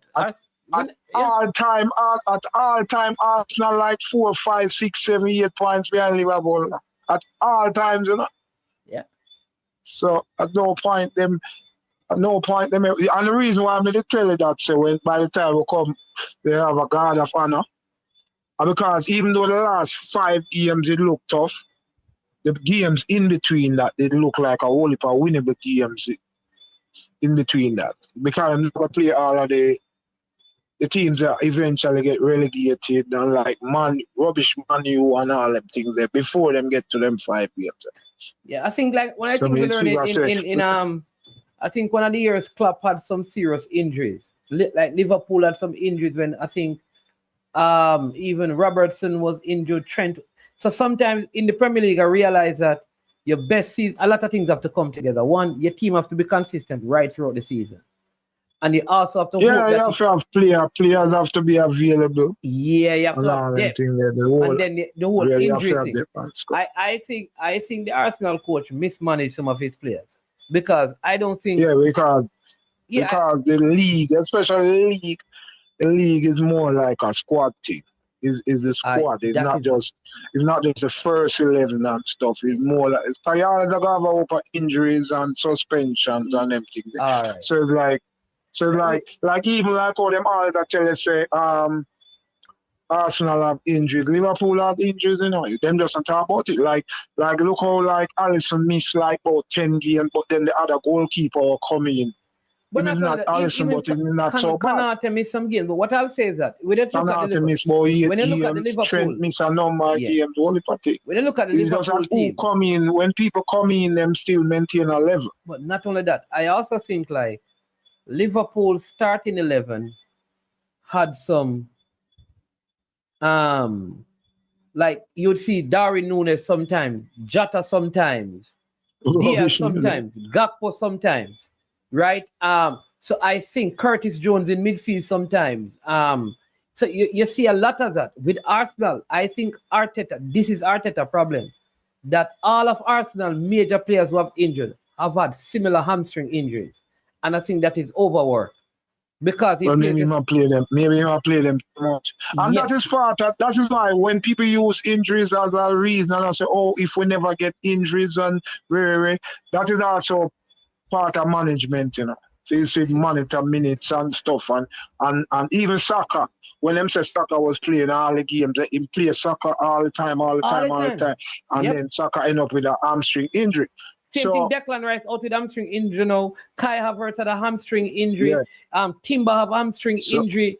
No. So when all of them get hamstring injury, it might be too much minutes on them back, on them legs and stuff. So like when me used to watch Liverpool, me could have tell at all times when Klopp are gonna make some changes. Round about the 68th minute, the 55th, 68th, 60 something minute, he might gonna make like 2 changes right there. So them do that with all the players. Yeah.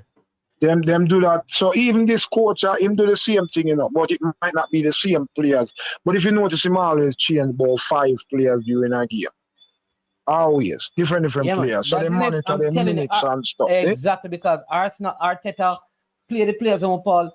I mean, him leading our game and Saka still out there. Declan Rice still out there. Well, our coach still in my league game and Salah now come off, you know, brother. Anyway, Steve, I'll give somebody else a chance. Yeah, man. Big up yourself. All right, respect. So, all right, cool. Yeah. Hey, before the game, careful, you know. Yo, man from Trinidad. Big up all my friends from Trinidad who have been calling, asking for me, you know, and the people them out of Grenada and those in St. Vincent and the Grenadines, St. Lucians. Big up on yourself, you know, all of the people them over Suriname. Big up on yourself, the people them that say it. Before the game. People that say before the game, I say, Mannings, man, Arteta should sue you for saying he mismanaged the squad and the constant beating you give his name. Do you have proof he mismanaged? What am I going to sue me for? I should sue him. I need to sue Arteta for giving Arsenal bad name. Make people call my team second-class citizen. I should sue Arteta for that. Make him take out lawsuits, him not take out a bigger one. Liverpool fan Kerry James, leave the argument alone. Anyway, people, all right, let me tell you this. You see this? I got this from big up Sir Carl Wallace. He says 5 managers have won the Premier League in their first season. Jose Mourinho, Carlo Ancelotti, Manuel Pellegrini, Antonio Conte, and Arne Slot. Of course, he's a Liverpool man. I think we got that information earlier. Listen, big up to all of you guys, you know. It has been really, what on it says.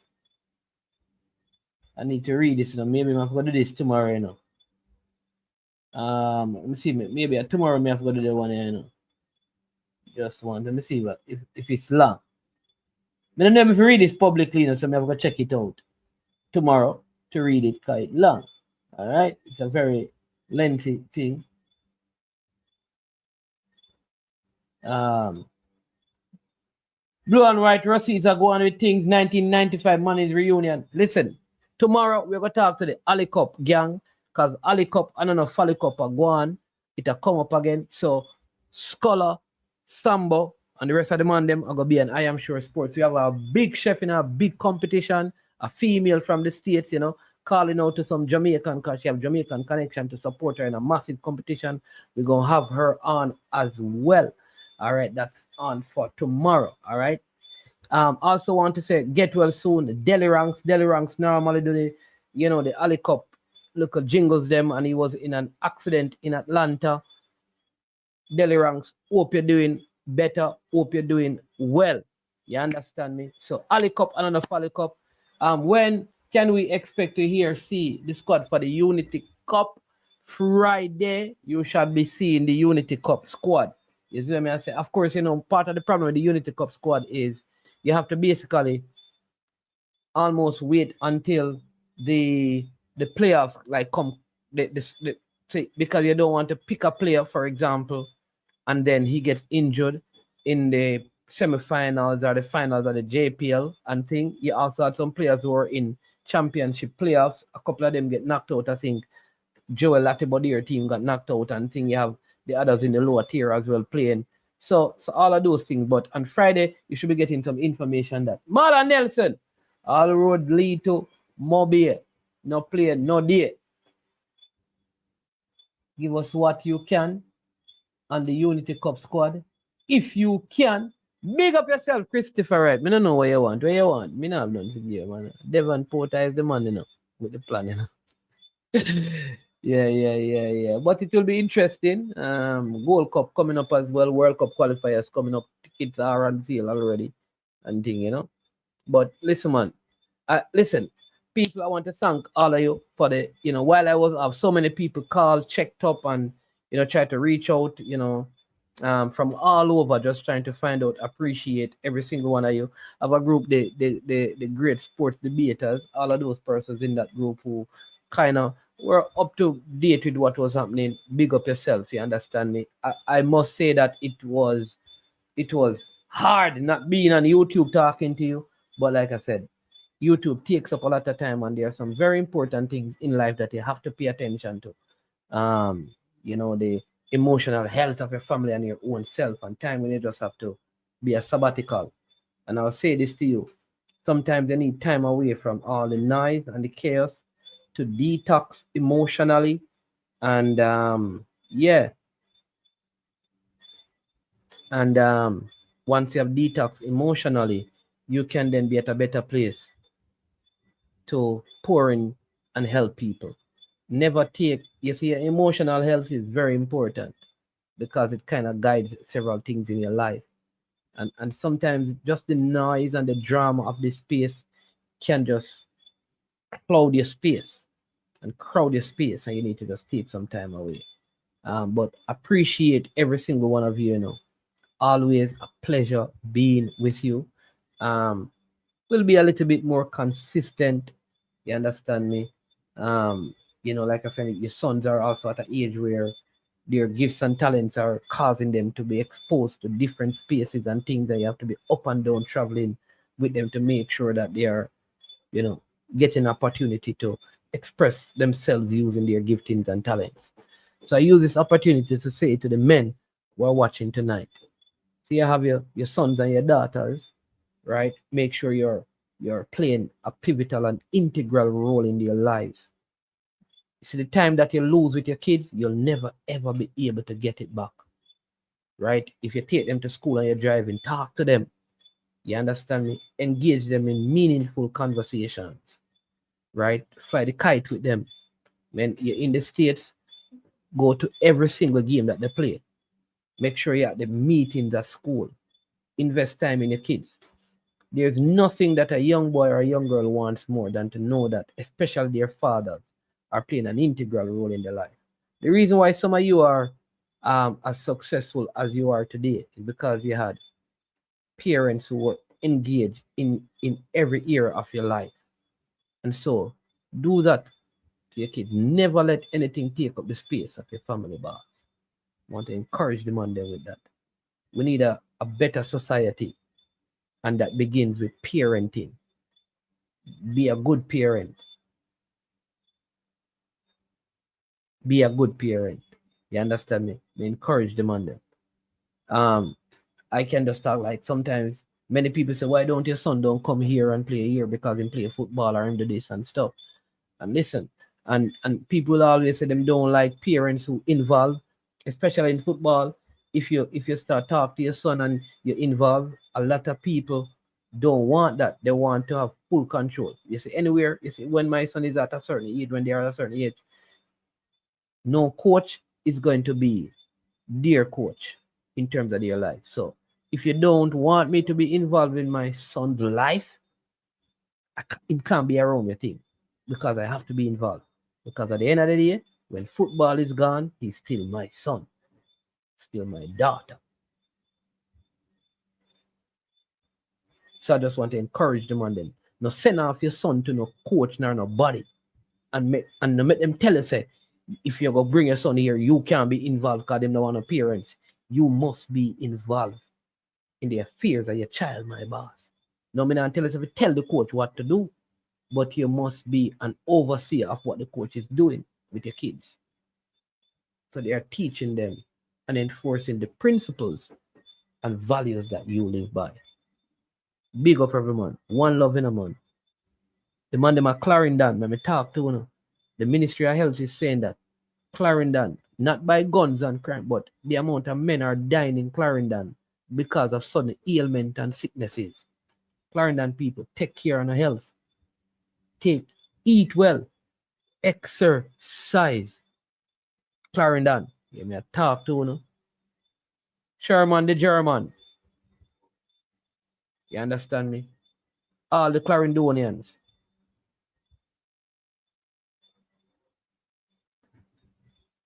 Yeah, man. Me I tell us out, man. No, man. No, don't make no. Some of the coaches them won't tell us them don't want and this. No, they youth them.